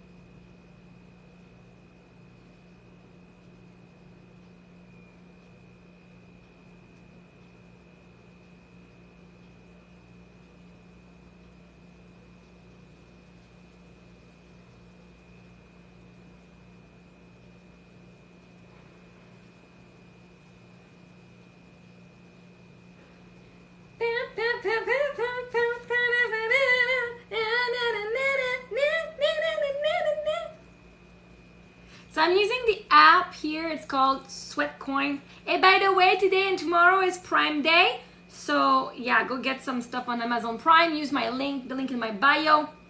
Go get yourself something nice. Go get yourself something nice.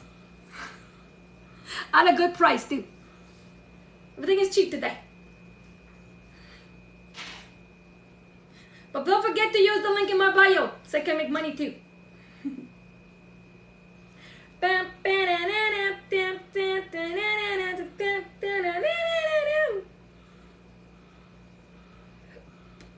Let's see what they have today. They got 30% off. Applying up to 37% off on Ninja stuff. 34% on household things. 48% on the vacuum. On the vacuum. Oh. Oh. Not today. What's that? Who's that? Hello? Yes.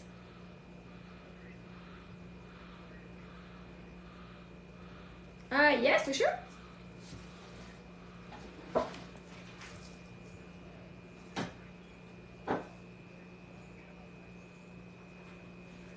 Okay, perfect. And they have the number to work with me?